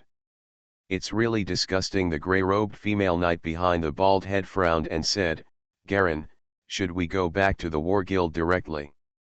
The bald man shook his head. "It's too late. We absolutely cannot go back at this time. We will be drafted into the National Defense Forces, which will not allow us to move freely. Go to my residence. The National Defense Forces cannot resist for long." "What about these 3 little guys?" Angel looked back at the girl on the white horse behind him, and a gorgeous carriage following the 2 of them. The curtains on the car were opened, revealing the faces of 2 young girls. "Let them go, we have no obligation to protect them," Garen said calmly. The 2 men's black horses galloped quickly down the driveway, and the white horses and carriages behind them didn't miss a beat and easily kept up with the 2 men. Woo! The long sound of the horn sounded again in the distance. Garen's expression changed slightly, he suddenly slowed down and looked far ahead. "It's the city defense horn. Go this way." He pulled the reins and turned to the right. Angel followed closely, and the other girl with the white horse looked far ahead, in the direction where the sound came from. There was a look of worry and hesitation on his face. Garen was riding on the horse, too lazy to pay attention to the 2 followers behind him. He bent down on the horse, always alert to the movements around him. Suddenly there was a slight darkness above the head. A black shadow passed over him and suddenly landed on the carriageway in front. Bang! A 3-meter-long one-horned lizard suddenly fell to the ground. Its 2 black bat wings flapped one after another. It opened its mouth and roared at Galen, making a whistling sound. The horses were so frightened that they raised their front hooves high and made a harsh neighing sound. "What kind of monster is this?" Angel tried her best to stabilize the horse. She squeezed the horse's belly hard in vain and made a sound to comfort the horse. Before he finished speaking, Garen leapt into the air from his horse and pounced directly on the horned monitor lizard. His right hand instantly turned into a ruby-like translucent texture. It was light and seemed to be slow, but in fact it was swift. A palm was printed on the forehead of the horned monitor lizard. Bang! Garen rolled over and fell back onto his horse. "Let's go." He pulled the reins around the giant lizard and continued to rush forward. Angel hesitated and continued to follow. The white horse and carriage behind them were hesitant at first, but now they didn't dare to stay away from the 2 of them. "Avoid the giant lizard and speed up to keep up." The one-horned monitor lizard was lying in the middle of the road, its body was slightly blue, and it was obviously poisoned and unable to move.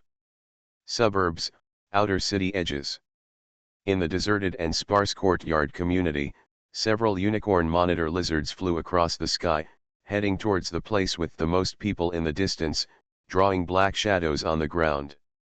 Several knights galloped over from outside the community. Herod slowed down to calm the frightened horses. Soon the knights stopped in front of a courtyard in the middle of the community. A bald man in the lead got off his horse. "Angel, wait a moment, I'll go back and bring something. Then we'll clean up the one-horned lizards around us." "I'll wait for you outside," Angel nodded. She put on 2 black rings again on her hands. They were the 2 new Black Panther totems she took out. The previous ones were killed by Garen. These 2 ends are her spare ones. Garen glanced at the girl on the white horse and the carriage following behind. The girl in white got off the horse and walked together with the 2 people who got off the carriage. Their faces were filled with confusion, doubt, worry, and fear. The only old coachman was standing aside to comfort them. "Here, Hill, let them enter the city by themselves. We don't have the energy to protect them. Leave it to me, I will communicate with them properly." Angel nodded lightly. Garen nodded and turned around to enter his courtyard. "I opened the door with the key and found that everything was safe inside. Everything was still as it was when I left." 3 blue-backed monitor lizards were lazily lying on the counter grid pretending to be sculpture models. After closing the door with his backhand, Garen took a breath. "You must improve yourself as soon as possible." He stood at the door and watched 3 blue-backed monitor lizards slowly crawling towards him. "Try it first and try to let this thing evolve. He is different from other totem masters. Others rely on external objects to stimulate the evolution of totems, but he directly relies on the potential points of supernatural powers to evolve totems with this special energy." He didn't know the difference between the 2 evolutions, but his intuition told him. The potential point is very different from the general evolutionary direction. He glanced at the attribute bar below his field of vision. Both the alligator and the blue-backed monitor require 3 potential points to evolve, but the alligator has a smaller chance, while the blue-backed monitor has a higher chance. There are still 15 potential points left. We must form usable strength early, and the alligator should come first. He looked at the skill bar and found the alligator icon among the many totem icons. Alligator, the first form of living totem, which can be improved. Evolution success rate, 54%, the weaker the body, the higher the success rate. Potential points consumed, 300%. Abilities, bite, disguise. 54%, pretty good, Garen thought in his mind, and suddenly a crocodile covered in black armor crawled out of the inner bedroom. At a glance, he thought it was a long black charred object. Wood. His eyes fell on the alligator icon for 3 seconds. After a while, the icon of the alligator slowly blurred, turning into a red halo, and all the explanation symbols behind it were also blurred. In the attribute column, the potential value also jumped from 1522% to 1222%. At the moment when the potential point jumped, the alligator suddenly started to tremble. Its size rapidly expanded, lengthened, and grew in size. From a length of 2 to 3 meters, it expanded directly to more than 5 meters. Almost the entire center of the first floor hall is occupied. The armor on the crocodile's back became darker and darker, and a jagged black sharp point gradually appeared on the central axis. The huge crocodile opened its mouth and exhaled a sour smell. In less than 10 seconds, its size expanded from 2 to 3 meters to more than 5 meters. There are no other major changes in appearance. Suddenly Garen noticed something special. The giant crocodile's big mouth opened as if it wanted to show him something. He saw that inside the crocodile's mouth, there was a scarlet tongue like a snake core, and at the top of the tongue, there was a fleshy organ like a needle. "What's this?" Garen murmured softly. He looked directly at the skill bar and the location of the totem icon. Fukasawa giant crocodile, alligator evolution type 2, the second form biological totem can be improved, evolution success rate is 24%, potential points consumed, 500%. Abilities, explosive assault, steel armor talent, parasitism. Parasite, Garen noticed this last ability. As he stared, an explanation symbol gradually appeared behind Parasite. Parasite, the Fukasawa giant crocodiles in ancient times had a huge amount of parasite eggs of various kinds in their bodies. When they bit their enemies, they could inject the eggs into their bodies in a short period of time. The enemy will suffer unbearable pain after death. The corpse will breed a Fukasawa parasite to fight for the giant crocodiles. Note, each Fukasawa crocodile can only cultivate 3 parasites per day. Garen was immediately overjoyed. This parasite was simply buy 1 and get 3 free. A giant crocodile that had evolved to this point was already a very powerful being, just look at its size. Without the hindrance of totem light, most totem creatures depend on their size. To a large extent, size itself determines strength, speed, and lethality. Of course, this is without the special ability of the calculation totem. Just like the most popular black wolf, after evolving into the second type fire wolf, it will produce powerful high heat flames. I didn't expect half the chance to succeed in one go. Garen looked at the 5-meter-long Fukasawa giant crocodile in front of him and felt a little relieved. The crocodile's defense was already strong. Now that it has evolved into the second type Fukasawa giant crocodile, defense has been greatly improved. He himself could feel that the totem light covering his body seemed to have become much thicker. He took out the red crystal ball from his pocket, and then looked inside with the red light of the ball itself. The crystal ball deducer's evaluation of the totem light on him now has changed from type 2 ordinary to type 2 elite.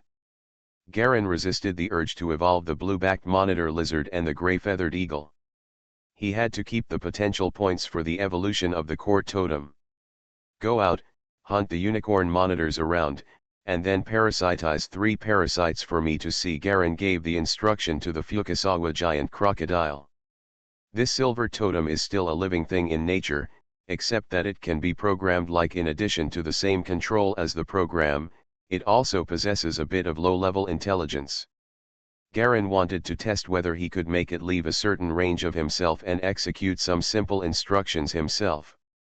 Mysterious Journey. Author, Gunkai. Chapter 291.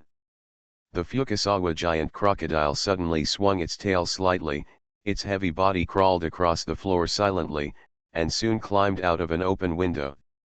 Surprisingly, no sound was made in the middle. Garen was amazed by what he saw. He took some belongings that he kept in the house and things he might use, packed them all into the suitcase he brought, and hid them under the bed. Then he got up and left the house. In the corridor outside, Angel was squatting next to the body of a horned monitor lizard, carefully examining the mutated monster. I didn't see this giant lizard just now. It was obviously killed by her just now. How's it going? What's your specific strength? Garen walked over and squatted down to ask. It's very troublesome. Angel's face was solemn.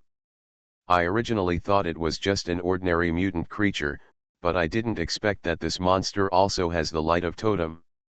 If I hadn't used acceleration, my leopard might not be able to deal with it.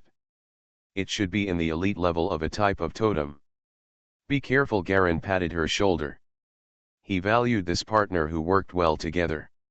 He glanced at the cowering carriage on the other side. Beside the gorgeous carriage, the 3 girls wanted to get closer, but they were obviously a little scared. This is Sir. The old coachman came over cautiously and stood hesitantly in front of Garen. You 2 must be completing some mission, right? I wonder if you can temporarily accept our employment and escort us into the city. We can pay the reward. Remuneration? How much can you pay? Garen asked calmly. He didn't think that the 2 groups in front of him could get much money.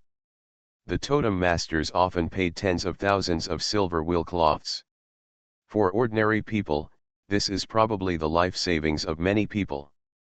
100,000, the old coachman gritted his teeth and said a number, 100,000, silver wheel cloth. Barely Garin nodded, Angel, take them into the city. Then come to the war guild to find me. He took out a silver pocket watch from his arms and looked at it. It's 1:15 noon now. Let's eat something and meet at 4 o'clock, okay? Angel nodded, no problem, 100,000 is just for a trip, so let's go, girls. She turned over and mounted the black horse, shouting to the three girls beside the carriage. I have to go see how my friend is doing now, Garin said casually. Maybe it's okay. Suddenly he was slightly startled. In the attribute column below the field of vision, the potential point column actually jumped a little.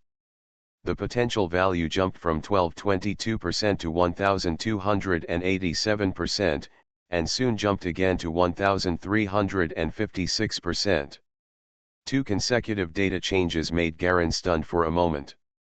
It's the Fukasawa giant crocodile.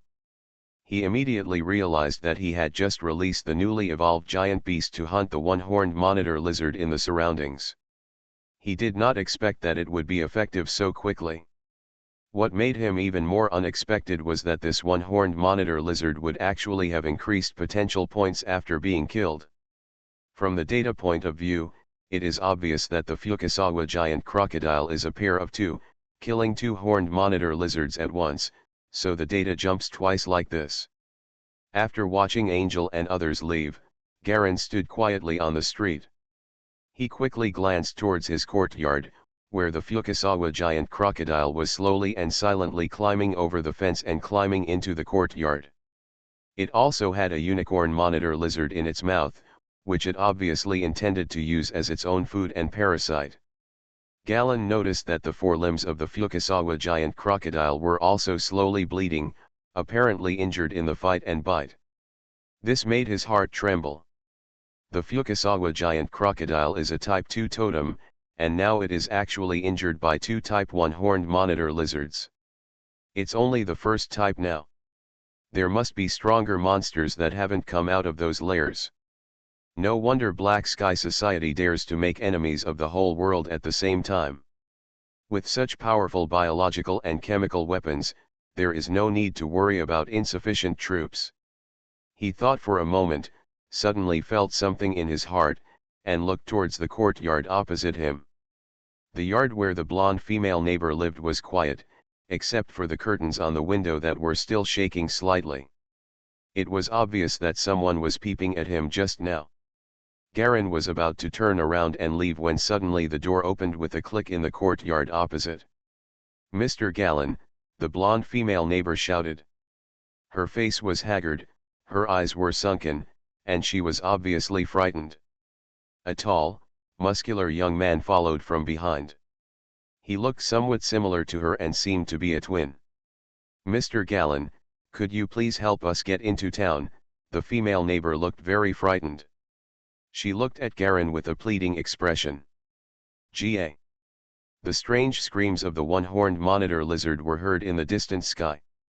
Garin looked at his pocket watch and frowned. "It's easy to go to the city, but for neighbors, I want to remind you that the situation is different now, and the situation in the city is probably even worse. If you are willing, you can stay in your own home. My little baby is cleaning up the surrounding area. Monsters, this place is sparsely populated and not densely populated, so it does not attract the attention of those monsters. It is relatively safe." The female neighbor's face suddenly showed confusion and hesitation. "Then what should we do? When will the Royal Alliance drive away all these monsters?" Like many people, she still placed her hope on the Royal Alliance. "We just regard this turmoil as an accidental regional change." Garin shook his head. "I don't know. It's up to you." "Then we still have to go to the city." The female neighbor hesitated for a moment, then whispered. "Give you 10 minutes, we will leave immediately." Garin responded directly. General Wei Yan's Third Army was completely wiped out. The news spread to hundreds of countries throughout Eastern continent through the delivery of bluebirds. At the same time, news of unknown monsters attacking human towns appeared in newspapers around the world. But soon, these newspapers gradually became unsaleable. The bluebirds used for communication began to be shot down in the air. In addition to the horned monitor lizard, various other flying creatures occupied the communication sky between towns. Titan City. War Guild Mission Hall.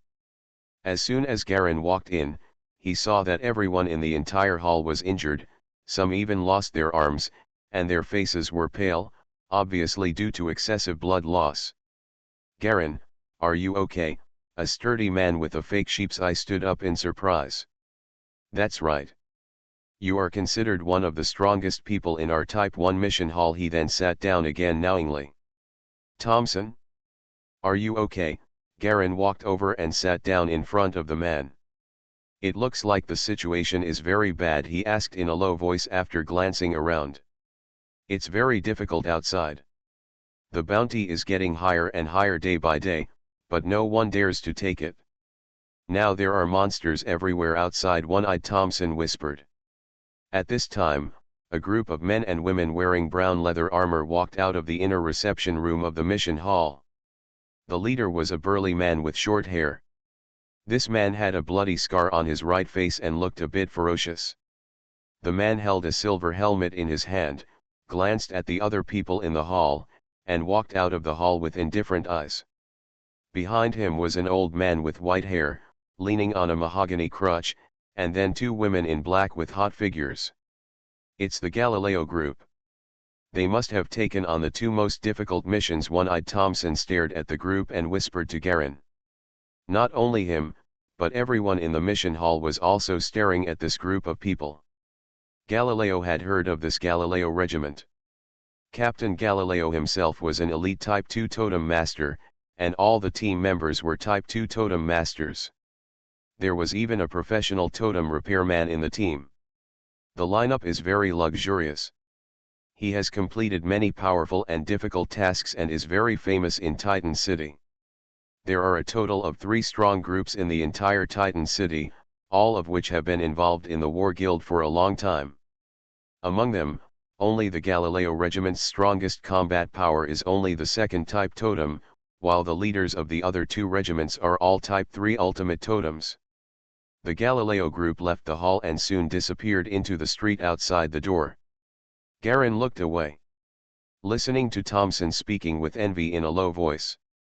"I wish I could be as powerful as the Galileo group." "Forget it, the minimum recruitment standard is to have at least 2 totems with 2 heads and 2 types." A fat bald man next to him laughed and replied. Galen chatted with Thompson for a while. He was waiting for someone. After sending the female neighbor into the city, he came directly here to check the situation here. Now it seems that the situation is indeed very serious. The War Guild must have paid a lot of money in order to mobilize these top groups. The Type 1 mission hall is where the largest number of people are in a small place like the Titan City branch. As for the Type 2 and Type 3 halls above, they are just decorations. Or it is a privileged place that only a few people can enter, and no communication can be formed at all. Soon, it was time to hand over the shift. Garen stood up, walked to the task counter, took out the previously completed task list, and handed it in. "Done again? So soon?" The person who took the order was a middle-aged man with a sinister face. He was relatively familiar with Garen, and he had issued these task orders. "The bounty should have doubled recently, right?" Garen asked in a low voice. "You are quite clever," the middle-aged man nodded. "Everything has been doubled, and you just made it in time. Also, the city Lord Governor's mansion has released a large number of new unactivated totems. Do you want to see them?" His voice was low and laced with emotion. A hint of temptation. There are many good basic totems there. "Is it a special offer?" Garen raised his eyebrows. "Of course, except for our War Guild, who else has so many front-line combat forces? If you don't support us, are you waiting for the city to be destroyed and everyone to die?" the middle-aged man answered matter-of-factly. "Is there a white dragon eagle inside?" Of course. But this thing is strong, but it is not cheap to cultivate. Show me the list. Garen's heart moved slightly. Although the white dragon eagle was strong, it also meant that it had been thoroughly studied, and there must be many tactics for it. Unlike other totem masters, he has potential points. He can completely rely on his potential to directly forcibly evolve, although the probability is not high.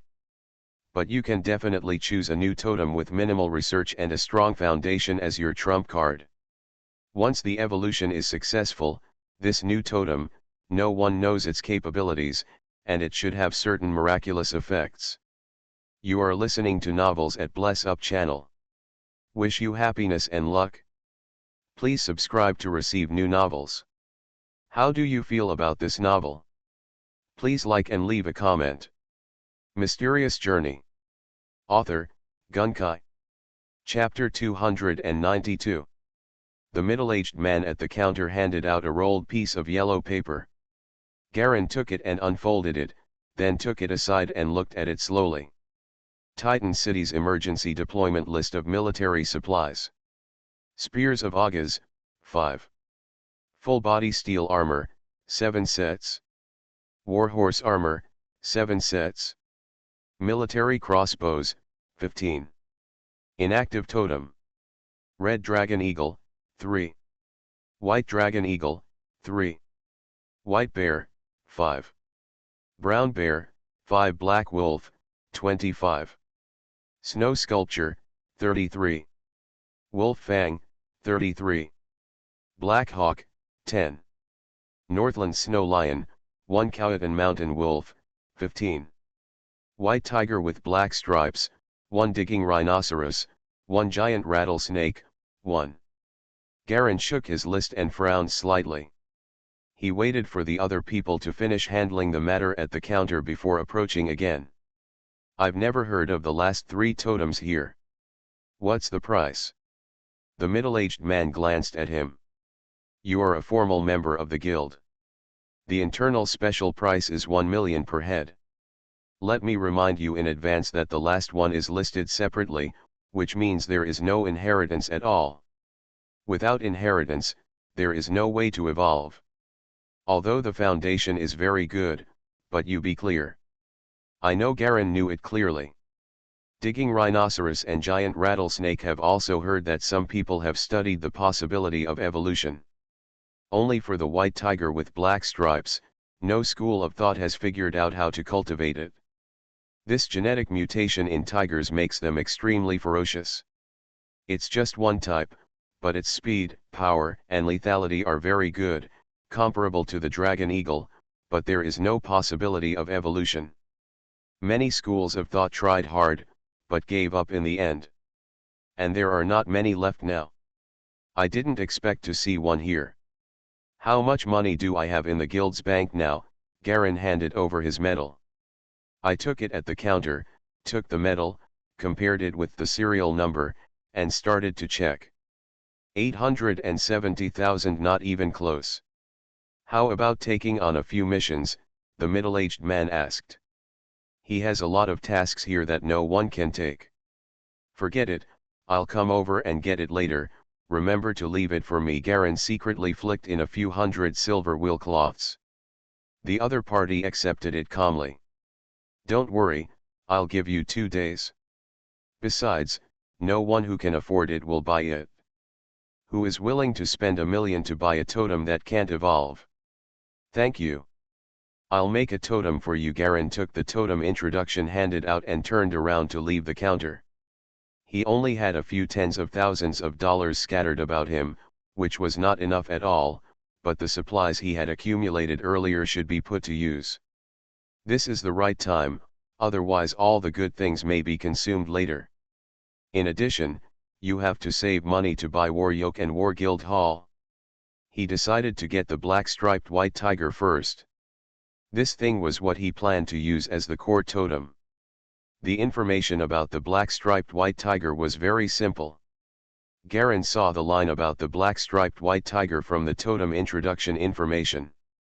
White tiger with black stripes, a basic totem with extremely powerful speed and lethality. Its 6 cm fangs can easily bite through the defense of any known totem. It originated from a remote Tahakan school 600 years ago. Abilities: Tail Whip, Piercing Bite. After leaving the guild, Garen got into a carriage and went straight to the green rice warehouse he purchased. Sitting on the carriage, he looked out of the window.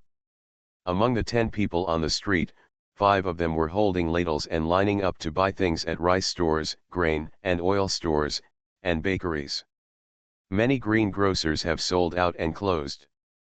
There are only a few large wholesale stores left that advertise limited supply and are still struggling to support themselves. From time to time, bullock carts carrying supplies pass by on the street. There are almost no richly dressed nobles and big businessmen on the roads in Teton district.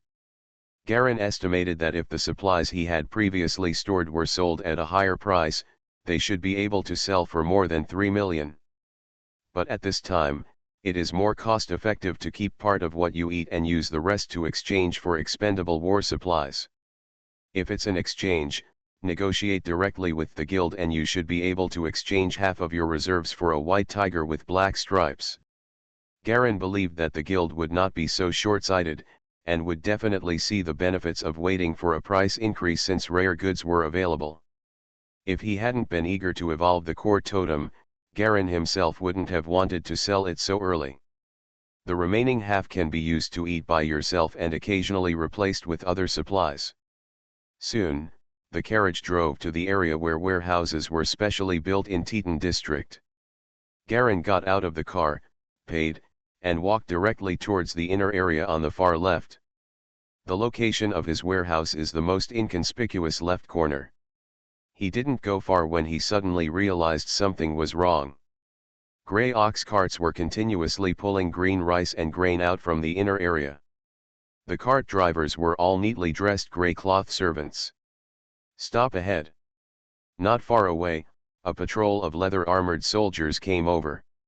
What are you doing? The front is a private area. No further entry is allowed. The captain was a man with a mustache, and he stared at Garen with a stern expression. Private area. Garen's expression changed a little at this time. Through the gaps between the warehouses, he had already seen the gate of his warehouse, and 1 or 2 ox carts were pulling Kingmai from inside. He had been on a mission for so long, and had experienced life and death with Gerda and others, and was seriously injured, so he only had some savings. The green rice he purchased was being pulled out of his warehouse by bullock carts. Who do you belong to? Garen's face suddenly darkened. This is my warehouse, and what you are pulling is my green rice. Captain Mustache frowned. This is Lord Griffith's private warehouse area. If you have anything to say, go talk to the Lord. With a gloomy look on his face, Garen pushed aside a soldier blocking him and strode towards his warehouse. Stop! Do you hear me? Mustache suddenly got angry and chased after him, grabbing Garen's shoulder. But he missed the opportunity directly, and Galleon's speed was much faster than he imagined. Get him! Mustache suddenly shouted. A group of soldiers rushed forward, those with swords drawn and those blocking the way. Garen's feet shook, and an invisible force directly knocked the soldiers behind him away and fell heavily to the ground. An ox cart that was loading rice not far away was disturbed. The ox pulling the cart let out a long low roar and wanted to escape anxiously. The little old man sitting at the door of the warehouse keeping accounts saw that the situation was not good and had already released a blue communication bird in his hand. He fell down on the chair and stared at Garen with a pale face. I am the butler of Lord Griffith, the quartermaster. You can't touch me. You can't touch me, he repeated the last sentence, obviously frightened and confused. Quartermaster, Garen narrowed his eyes and had a vague idea. He reached out and picked up the little old man and brought him up to him. The quartermaster can rob other people's private property at will? It seems that he is tired of living and wants to die. Sir, it's none of my business, sir, the little old man burst into tears and snot all at once. His whole body was shaking like sifting wheat chaff, and cold sweat soon wetted his hair on his temples. Garen left him behind and stood there waiting. The blue bird released by the little old man just now should have notified the quartermaster, and the real owner will be here soon. Not long after, a luxurious black carriage drove into the warehouse area and stopped not far from the warehouse. Two tall men in black military uniforms got out of the car. The man walking slightly ahead had an ugly expression on his face, with a hint of embarrassment and urgency. The other person looked calm, playing with a silver pocket watch in his hand and wearing a black sapphire ring on his middle finger. Type 2 Totem Master. Garen's eyes suddenly locked onto the man holding the pocket watch. "I am Griffith, who dares to cause trouble here?" the leading man shouted loudly, his eyes quickly fixed on Garen standing at the entrance of the warehouse. "Is it you? It seems that no one in the city knows my name as Griffith after I haven't done anything for a long time." "Griffith, right? Why can you just invade the private property of residents in the city?" Galen faced the two of them and raised his voice in a cold voice. "The green rice and other things I bought here were misappropriated by your people for no reason. Aren't you going to give me an explanation? Are you the previous owner of this warehouse?" Griffith sneered. "Did you make a mistake? These green rice are all materials that I and other stores brought in some time ago. I still have the same supplies as those stores here. The boss's contract proves it. If you claim other people's things are your own property, I think you are invading other people's private property." As he spoke, he took out a stack of paper documents from his arms and shook it towards Garen. There was a playful expression on his face. Garen frowned. To be honest, this was what he was most worried about.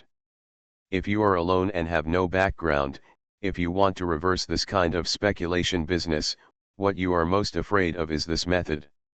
After all, speculation cannot get the support of the government and can only be done behind the scenes. Once someone discovers that one's own power is insufficient, one may suffer the consequences. The other party probably also checked his origins, so he seemed unscrupulous. "Okay, now that everything is clear, it's time to calculate the compensation for injuring my guard. I'm always tolerant. You just need to pay some money, and I won't hold you responsible," Griffith said with a smile. He had known the identity of the other party for a long time. If Garen had not joined the War Guild and was a member of it, he would have had his bodyguards arrest him. But now is no different than usual. The War Guild is the front-line combat team in the entire Titan city. Once someone is arrested, the guild will definitely intervene. Once it gets bigger, this kind of misappropriation of property is particularly sensitive and is likely to cause extremely serious consequences. If the effect is not good, the rebound may be huge when the rabbit dies and the fox becomes sad. So this scale must be grasped well. Let the other party only suffer a little loss, but it won't cause too much trouble. Okay, let's leave it as it is. Since you are a member of the War Guild, I cannot hold you responsible for injuring my soldiers," Griffith said with a smile. Mysterious Journey. Author, Gunkai. Chapter 293. Garen narrowed his eyes slightly and stared at him for a while. Okay. Griffith, I've written down this name." It was impossible for him to take action now. The city was currently under high martial law and military tension. Any action that dared to provoke the army would likely trigger strong suppression. No matter what the reason is, once you attack an army official, it is rebellion. No matter whether there is a good reason or not, the result is that you will be hunted down by the totem masters in the city. In serious cases, you may be hunted down by the dragon guards of the governor's palace. It was a powerful totem master army composed entirely of Type 2 white dragon eagles. It only needed to dispatch one person at will to deal with multiple totem masters of the same level. Garen now asked himself, at most he could deal with an ordinary Type 2 totem master, and he had not yet practiced it, so he needed to be extremely careful. Although he has confidence in himself, this is based on the addition of the evolved Fukasawa giant crocodile. That thing is his hidden trump card and cannot be easily revealed. Even if it is shown, whether it can deal with the opponent's totem master of type 2 is still a very serious question. Compared with the original totem, the silver totem is actually inferior to the original totem. Therefore, the Fukasawa giant crocodile is likely to be weaker than the original type 2 totem. Thoughts were rolling in Garen's mind, so he said no more, threw out a stack of silver wool cloth, turned around and strode out of the warehouse. Behind them, Griffith and the others suddenly burst into triumphant laughter. Garen suppressed his unhappiness. If the other party hadn't had a second type totem master present, he might have actually taken action. Anyway, as long as it is cleaned, no one will probably notice it. At most, they will think it was a monster outside the city. I hope you can still laugh like this in a few days. Garen's voice reached his ears. Griffith smiled and was about to reply, but suddenly he felt something was wrong. It seemed that he was the only one around him who heard the sentence. The Type 2 totem master next to him didn't feel anything at all. The laughter stopped suddenly, and Griffith felt a slight chill in his heart for some unknown reason. He suddenly turned back and looked in the direction where Garen left. In just a few seconds, he could not see anyone at all. "What's wrong, Mecha?" the second type totem master next to him asked in confusion. "Didn't you hear the sound?" A trace of uneasiness flashed across Griffith's face. "Sound? What sound?" Mecha frowned. Several soldiers gathered around looked at each other with doubts on their faces. Griffith suddenly felt a little panicked. For the first time, he felt a little regret for the guy he had offended this time. "I always feel like something is wrong in my heart." He wondered if he had just hallucinated. Garen left the warehouse area, feeling suffocated in his heart, and walked directly in the direction of the Guild of Higher Silver Lantern Masters. Regardless of whether it was in his previous life or in his present life, as a martial artist and fighter, he has always been a master of killing people. When he met such a reckless guy, he couldn't kill him immediately, which made him feel even more uncomfortable. No rush. No rush, there will be a chance soon. He knew in his heart that a large-scale monster siege would come soon. In such an overwhelming offensive, even if 1 or 2 quartermasters died, no one would be killed. We'll pay attention. Looking at the trends outside, it is likely that large-scale sieges will not take long. The top priority now is to get enough money quickly to get the white tiger with black stripes first. When he arrived at the Guild of Hired Silver Lantern Masters, he walked in and sat down in the hall, waiting slowly in the corner for the arrival of several other people.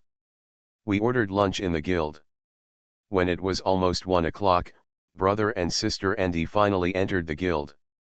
They immediately saw the eye-catching bald Galen in the corner. The two of them were wearing common grey cloaks and walked straight to the opposite of Galen. "Sit down. I haven't seen you for a few days. What have you done? How do you feel about your vacation?" Andy dusted off his cloak and sat down inside. "It's okay, it's just a little unpleasant thing that happened," Garen replied calmly. "I shouldn't take chances after all." "What's the matter? Tell me," Jessica whispered. "Maybe my brother can help you." "Forget it, I can handle it myself," Garen smiled. "Let's not talk about this anymore. As long as you are fine, there are monsters everywhere outside. If we hadn't happened to do this, we would have been in big trouble." At the mention of monsters, Andy's brother and sister's expressions darkened slightly. Andy remained calm, took out a folded paper roll from his arms and handed it to Garen. "What is this?" Garen took it and unfolded it. It was a cut-out part of a newspaper. It is clearly printed on it, "The terrorist organization Black Sky Society claims to strive to create a perfect new world." Here are the details. The Black Sky Society claimed responsibility for unrest and uprisings in many places. At the same time, an ultimatum was issued to the Royal Alliance, as well as the content of the ultimatum. "This is the newspaper from 2 days before the monster appeared," Andy whispered, Now it is certain that the Black Sky Society is the culprit. Soon Gerda arrived. He changed into brand new red overalls, had a short haircut, and looked very energetic. Sitting next to Garen, this guy picked up the coffee pot on the table and poured it into his mouth. After taking a few gulps of coffee, he put it down heavily and burped. "How about it? Make a vote. Don't worry yet. Do yourself a favor and lend me some money," Garen said in a deep voice. He originally planned to borrow money from Angel, but it was the same as borrowing money from the people in front of him. He already has 820,000 yuan, and he can get a white tiger with black stripes for only 180,000 yuan, which is not too much. "How much? Tell me directly. Let's make it clear first. Don't mention it if it exceeds 300,000, and he waved his hand grandly. "Lend me 180,000. "No problem," Andy replied readily.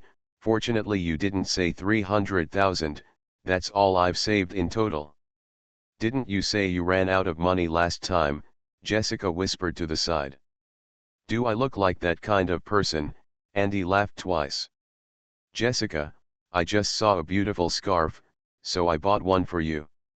"Give it to you." Gerda took out a folded silk scarf and handed it to Jessica, with a smile on his face. Even a fool can spot the clues. Jessica's face turned red with shame, and she lowered her head and did not dare to look at anyone. Andy and Garen stood up wisely, and first went to the counter of the Silver Lantern Hirer Guild, picked up 180,000 yuan in cash, and put it in their black bags. Garen directly took the money and took the first step. He planned to buy the black-striped white tiger as soon as possible, otherwise the price of the items would increase after a while. Wandering around in the alley, we soon came to the Hidden War Guild. There were also a lot less people coming in and out of the door. Entering the hall, Galen directly handed the money to the middle-aged man at the counter without stopping at all. So fast, the other party was a little surprised and was chewing a plate of macaroni. "Trouble?" Garen nodded. "Then come with me." The middle-aged man stood up and opened the side door without saying a word. The two of them entered the small room at the back one after the other. Just like last time, I walked through the room, crossed a corridor, and soon came to a row of wooden door passages. The middle-aged man took out the key and opened the first wooden door. "You wait here." He walked in and soon came out with a black box. "This is the item you want, the only one in the entire Titan City." He threw the black box to Garen. After getting the black box, Garen waited. The box was like a small jewelry box, light and airy. He opened the box with a snap, and there was a black crystal ring embedded in the black velvet. The activation code is engraved on the lid of the box. He took out the ring, tried it on for size, and finally could only wear it on the ring finger of his left hand. "Look at the goods." The middle-aged man closed the wooden door, leaned against the door leaf and looked at him. Garen nodded and raised his left hand. "Recite it softly according to the secret words on the lid of the box." "Kongmeng La, Ai Ha Duo, Seattlening." A voice with strange syllables came from Garen's mouth. This was a literal syllable translation of an ancient secret language. In fact, he didn't understand the meaning, and he just pronounced the syllables like pinyin. His index finger traced the symbol for activating the spell in the void. With a scoff, a black light suddenly shot out from the ring crystal. The black light fell on the ground and suddenly expanded into a halo. After the halo disappeared, a tiger with white background and black stripes slowly walked to the leg of Garon's trousers, licked his lips, and his tongue was full of barbs. Licking off a chunk of flesh. "Ouch!" White Tiger growled and squatted next to Garen. Its body is more than 4 meters long, with circles of black patterns arranged from head to tail. The thick tail is like a long curly stick. Garen touched the white tiger's head and looked at the skill bar below his field of vision. Sure enough, there is already an icon of a white tiger with black stripes on it. White tiger with black stripes, the first form totem, which can be improved evolution success rate, 11% potential points consumed, 700%. Abilities, Tail Whip, Piercing Bite. Evolution success rate of 11. Garen felt a little numb. The fluorescent butterfly's evolution success rate is 21%, but this black-striped white tiger's is a pitiful 11%, which means that it takes 10 evolution opportunities for him to succeed once. And one consumption requires 7 points of potential. But now that it has been determined, there is no other way. Apart from the butterfly, he can only bring one more totem like this. This is a qualification restriction.